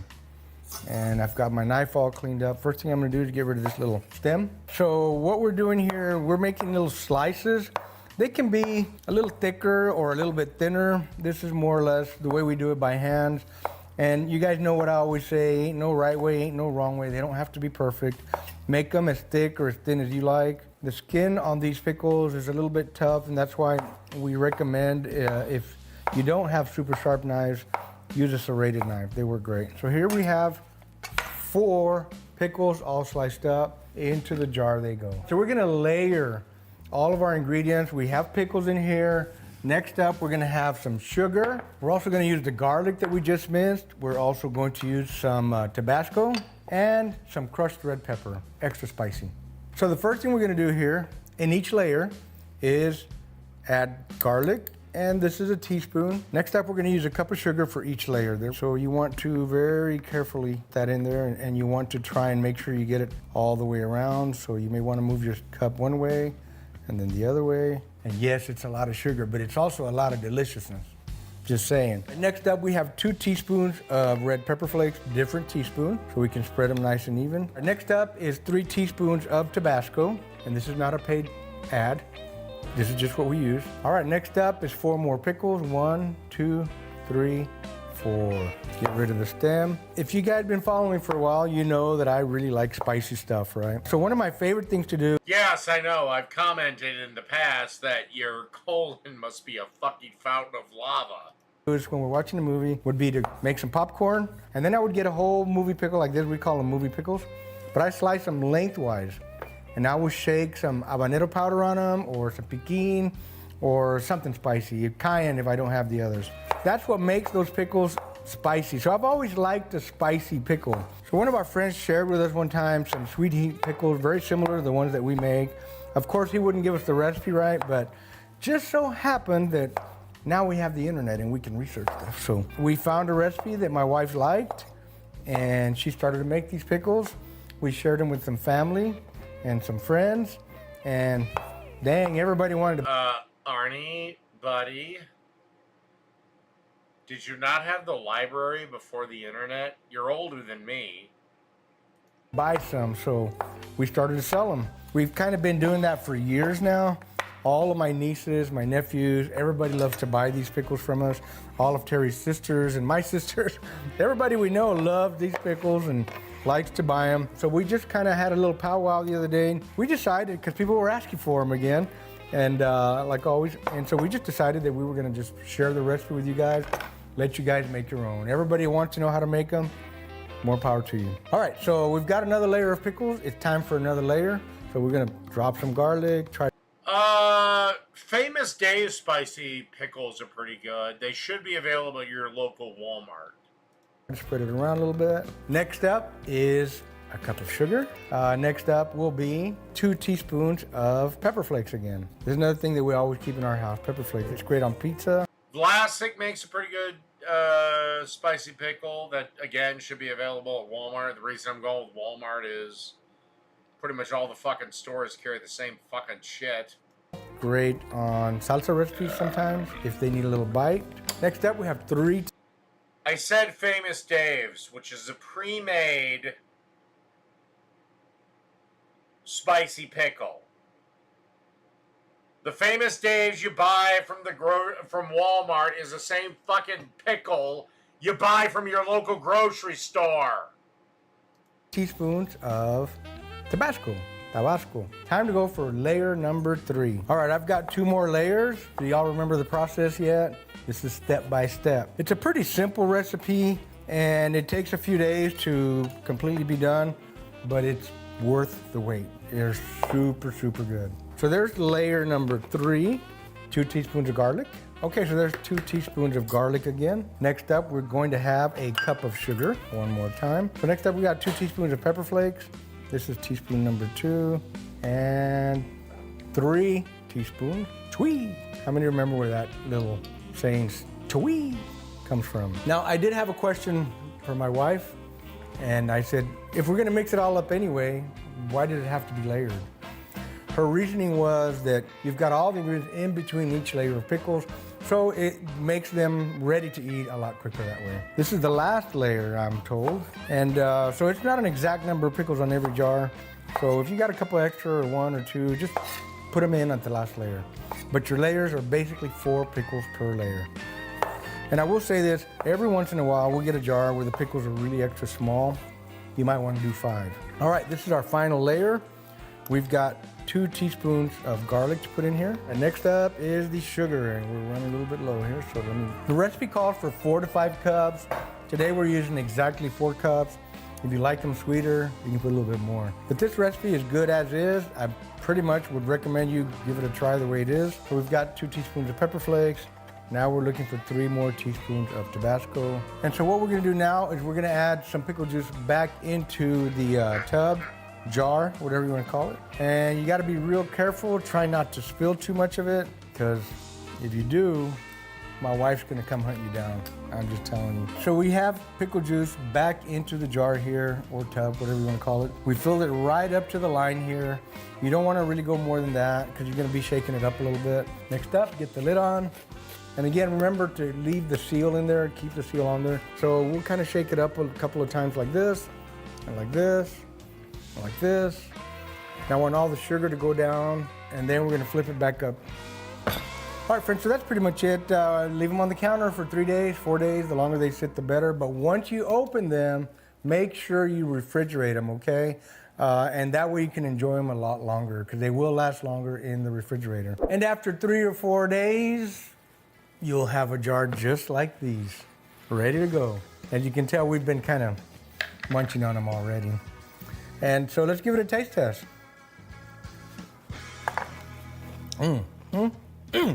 Just that right amount of heat, and then a little sweet in there also. Alrighty.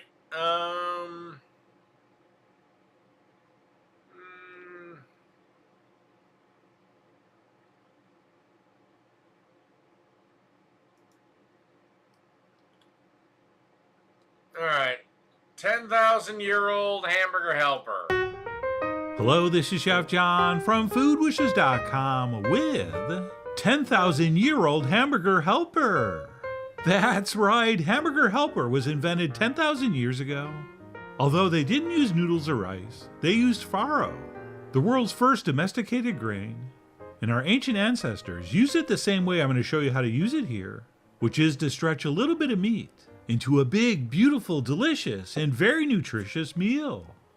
So with that, let's go ahead and get started with the star of the show, some farro, which is a beautiful grain and easy to find. And this one was what's called pearled, meaning the Farro is easy to find. I've never heard of it up until 5 minutes. I take that back 5 minutes ago. 5 seconds ago. grain is polished so it cooks faster. And what we'll do first is put this in a strainer and give it a nice rinse under some cold fresh water, which is going to wash off any dust and or any residual starch on the surface. And once that's been accomplished, we'll simply set that aside and we'll head to the stove where we're going to transfer 1 pound of beef into a skillet containing about 3 tablespoons of olive oil. And we'll set our heat to high and we'll start breaking that meat up. And at this point, we can also All right, this looks like 90-10, maybe 93-7. add our salt. And I'm going to do a teaspoon for the meat, plus another teaspoon for the rest of the ingredients. And of course, we will taste it later. So obviously fat's not a big concern with this dish. And adjust if need be. And what we'll do is break our meat up into nice small crumbles before we add our mushrooms. All right, I guess we could add the beef and mushrooms to the pan at the same time, but I think it's a lot easier to crumble our meat uniformly without all those little pieces of mushroom in the way. So once we have our meat broken down and starting to brown, we'll go ahead and toss those in. And what I did is cut the mushrooms in half and then slice them across nice and thick. And we will stir those in and continue to saute until everything's nicely brown, which doesn't happen right away.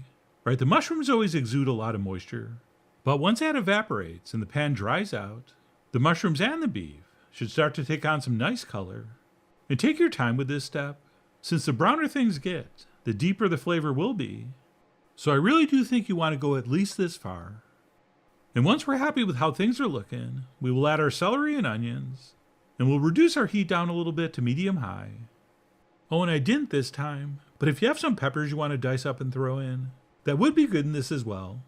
Either way, we'll cook this stirring for a couple minutes until, yes, you guessed it, our onions soften and start to turn translucent.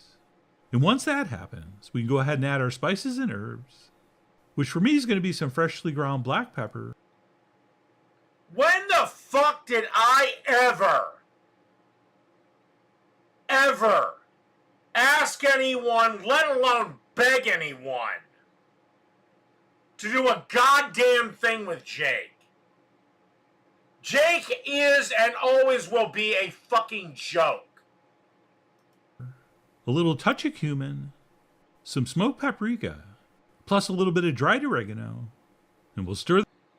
I swear to God, the leftist delusion grows.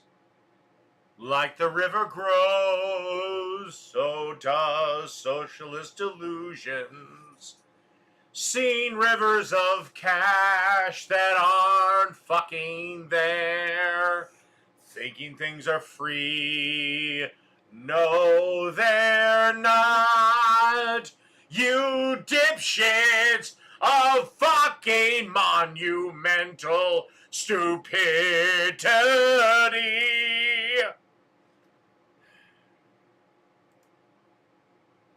Be right back.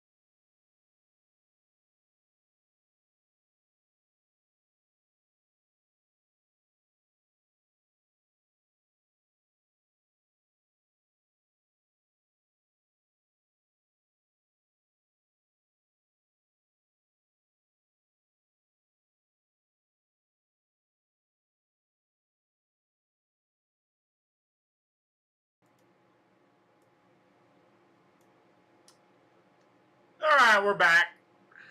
We be back. Those in and cook that for another minute or so.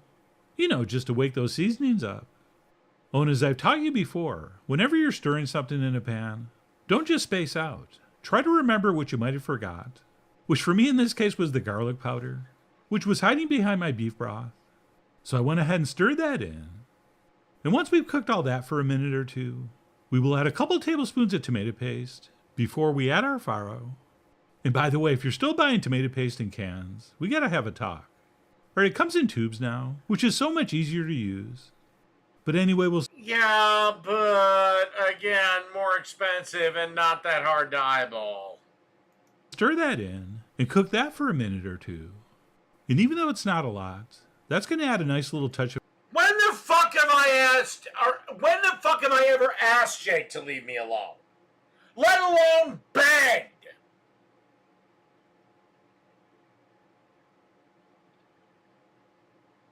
And as for you guys, you're only here because I allow it. And I don't know if the last couple of times I've went after your king, he's been acting like a bitch to me. Because he knows he can't beat me in the kitchen. He knows his own cooking skills are shit. Again, that's why he has not uploaded once in 2 years.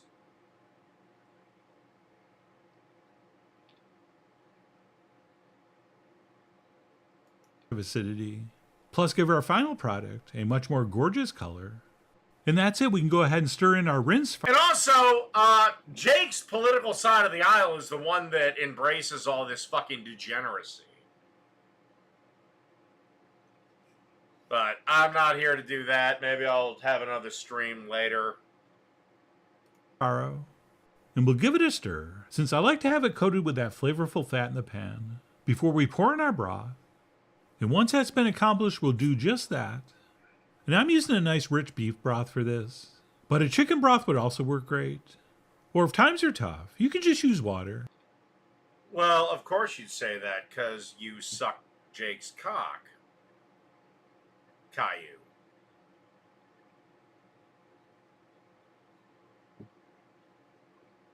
Again, this is why I've always said, anytime, any place, and then jackasses say, well, Jake's wanted to live stream against you in a cook. It doesn't matter. Unless we're there physically and a third party is judging, it's pointless. If Jake wants to meet me somewhere and have a third party, nonpartisan person judge, then I'm down. But if it's just audience judging, which Lord knows Jake will never get the fuck out of, then it's pointless. His crew will go with him, my crew will go with me.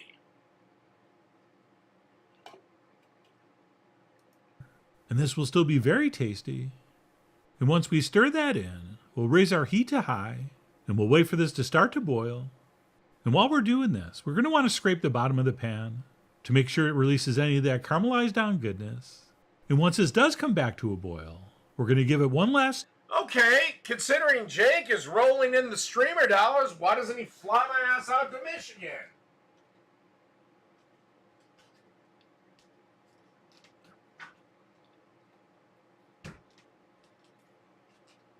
Hell, even if his plan is to murder me, fine, fuck it, I'll die. He'll just be getting pounded in the ass in prison for the rest of his life. And we're going to cover it and reduce our heat to medium-low. And we're going to cook this anywhere between 10 minutes and 40 minutes, depending on the brand and how much it's been pearled. All right, I'm using a quick cooking 10-minute variety that you can find at Whole Foods or Trader Joe's. So you're going to have to check to see how long yours says to cook. But in any event, we're simply going to cook it until it's as tender as we like.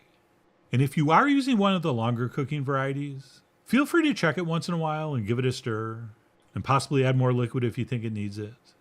But anyway, I went ahead and checked mine after 10 minutes, and I'm going to go ahead and give it a stir, and then a taste, so I can check for doneness.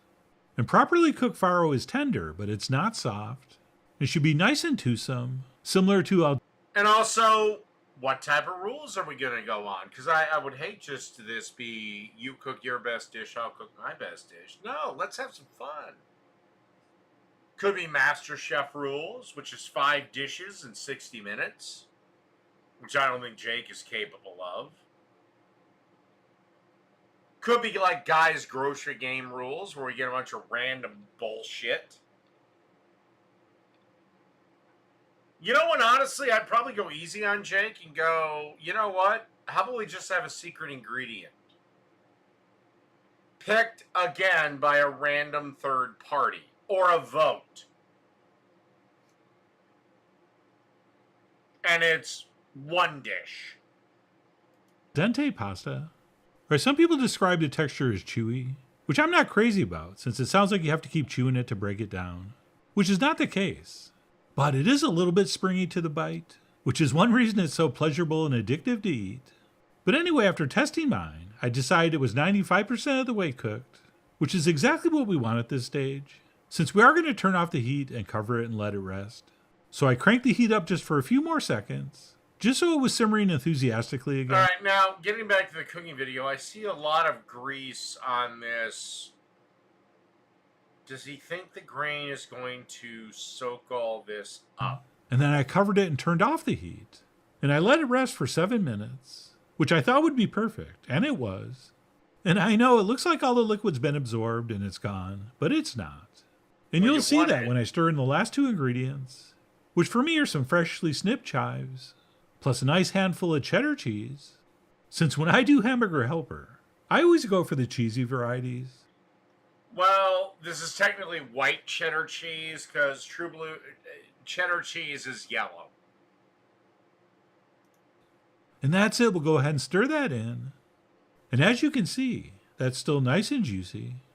Although as it sits and cools off for a few minutes, it is going to tighten up a little more. And then you know the drill. After we have that all mixed together, we'll give it a taste for seasoning and maybe adjust with more salt if we need it. But that was tasting perfect to me. So I went ahead and served up I don't know why the hell you'd need more goddamn salt. You just added cheddar. and garnished very simply with some more chives. And then I grabbed a big old spoon and served up. And while the spices and seasonings would have been different 10,000 years ago, and this would have been made with goat or sheep or wild boar, the finished dish probably looked very similar. He added it, or he added, the farro is the pasta, kind of that rice shit he was making. They would have been every bit as excited to eat this as I was, which I'm going to do with a little more chive and a slice of sourdough, taking full advantage of modern bread making technology. And that, my friends, is about as good and comforting and nutritious and delicious as a bowl of food can be. All right, there's a very old saying I just made up that says nobody ever eats farro just once. Okay, you either eat it 0 times because you've never tried it, or you make it and you realize how awesome it is, and it goes into the regular rotation. And we talked about the texture, which again is so interesting, and sort of a cross between a very large grain of rice and a very small, perfectly cooked piece of pasta. But if you're wondering about the flavor, it's actually very mild and has a very subtle sort of earthy nuttiness, although really nothing very pronounced. And this really is a very versatile dish. Right, there's lots of ways you could season this differently and add different kinds of vegetables and try it with different meats. So once you discover the magic of farro, I really hope you experiment with some different versions. I mean, you are after all the Neolithic chief of trying this with something besides mushrooms and ground beef. But no. Maybe I'll try this at some point. Little old farro. Do not combat farro!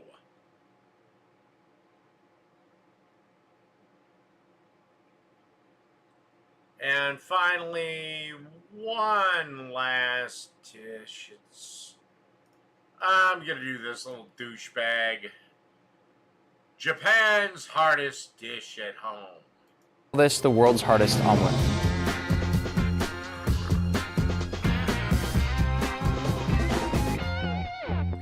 Well, I consider the Japanese a silly people. Remember, these are the people that jerk off to tentacle porn. There are 3 parts to omurice: the rice, the egg, and the sauce. And we're gonna start by quickly making our sauce, also known as demi-glace. We'll turn the heat to medium and add some neutral oil, along with our chopped shallots and green onions. This sauce, as well as the rice we'll make in just a moment, are both very important in this dish because there's no seasoning in the egg. So this is our chance to really build that flavor. Once the onions start to get some color and nice caramelization, we'll add our carrots, celery, and garlic, and after about a minute more of stirring, in goes our tomato paste, which we need to caramelize to develop that deep umami flavor. Deglaze with some red wine, scraping the bottom and sides of the pot to make sure you capture. Oh, don't worry. According to the Jake cultist, you need to have that motherfucker cranked up and bubbling for a while to cook off alcohol that cooks off almost instantly at 130 fucking degrees. All that flavor. And once that's reduced down to a glaze, add in your beef stock. I'll move this off to the side to reduce and thicken, and now we'll make our roux. The roux is a simple mixture of butter and flour that'll help to thicken our sauce and give it a nice silky consistency. We're specifically making a golden roux. We just keep stirring this until we get a golden color, which in addition to thickening our sauce will give flavor. It almost smells like cookies. Once our demi-glace is reduced, I've made a lot of roux in my time. I've never once thought it smelled like cookies. Except maybe very early on in the cooking, or the cookie baking process. What the hell? Why the fuck is my stream unavailable?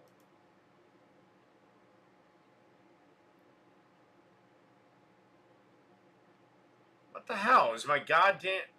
No, my connector, my stream encoder... Alright, fine, fuck it, it was a glitch. down by about half, we'll strain it directly into our golden roux and whisk over medium-low until it becomes smooth and starts to thicken up. Once you get to a place where it looks something like this, make any final seasoning adjustments. Or did I ignore the... Oh god, I may have ignored the yellow triangle of doom. Turn off the heat and set it aside. With our sauce done, the second component is a fried rice. Into a wok over high heat, we'll add some oil, and once it begins to smoke, I'll toss in some chopped chicken thighs and stir until we get some golden color. Then I'll add in some chopped mushrooms and onion and stir. Q says nice job, jackass.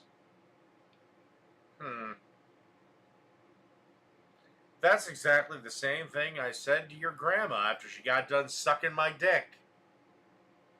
Until the onions become translucent, and then push all those ingredients off to one side, and once the pan has a chance to get nice and hot, add in some ketchup and stir to caramelize. Ketchup may not sound right, but it's authentic. If you leave it raw, it's sharp and sweet, whereas caramelized ketchup develops a deep, tangy, and umami flavor. To finish, we'll add some Worcestershire sauce, and then crumple in some day-old rice. Day-old rice is important because it's dry enough that all the grains will hold their individual shape. And once fully combined, turn off the heat, Yeah, like I said, that's why making...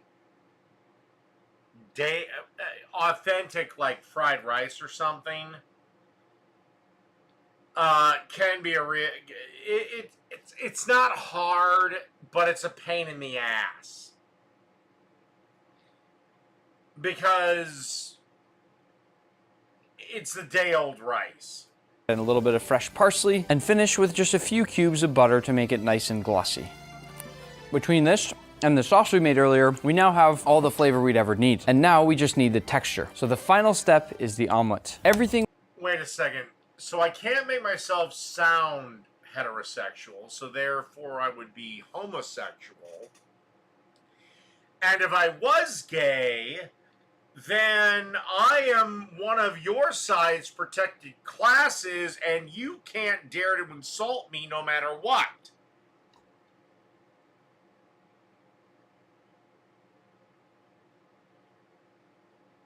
Perfect logic, Q. Perfect fucking logic. With omurice happens in about 90 seconds, but I'm gonna slow it down and explain to you where everything goes wrong, and then you just might have a shot at being able to actually make it. First, you must fully beat your eggs. If you leave any streaks in there, it basically increases the chance that there are weak points in your omelet, which increases the chances that it splits apart. Next, strain the eggs. This is how we get them super smooth and silky, and do not season them with anything. Even salt will mess with the texture and ruin your omelet. Yeah, no, never season your eggs until th're done cooking. rice. Now cover this with plastic wrap and place it in the fridge overnight to let the eggs relax. Before cooking the omurice, we want to have our rice and sauce ready to go. As I'm sure you might have seen, the second you finish making the omelet, you lay it carefully over the rice. And to get that nice shot where you cut it open, you need to cut quickly. Once we've packed our rice into the mold and set it on the plate, and our sauce is warming up off to the side, we can begin making our omelet. As you can see, I'm using this special omurice pan, but you can also make it with a normal pan at home. Now, the first thing we have to nail is the temperature. If it's too hot, the egg will scramble or burn. You won't get that silky texture. But if it's too cold, it'll stick to the pan too easily. When in doubt, go on the cooler side than the hotter side. Once you put a streak of egg and it sizzles up like this, you've got your temp right. Egg in immediately. I'm whisking fast and scraping down the edges of my pan. We want to break it up into tons and tons of tiny little curds. And then once it almost looks a little bit like jelly, I'll move it off the heat, tap down hard a couple times to let it settle. And now I'll trade my chopsticks for a rubber spatula. And using that rubber spatula, I'll begin folding from the side closest to me. Once it gets close to the front, I'll lay this flat again, then scrape the side away from me. And the goal here is to have the two edges meet to create a seam. And in one confident motion,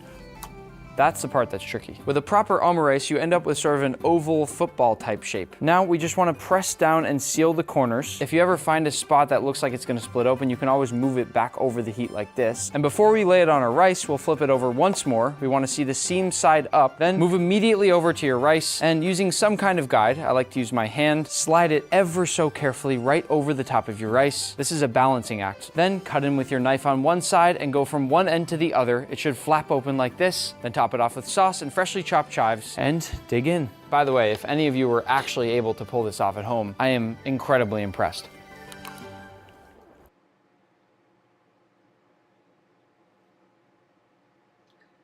That looks disgusting.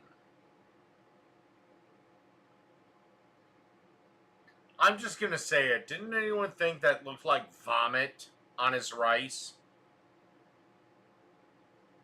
But could I do it? Yeah. So much more umami than I thought.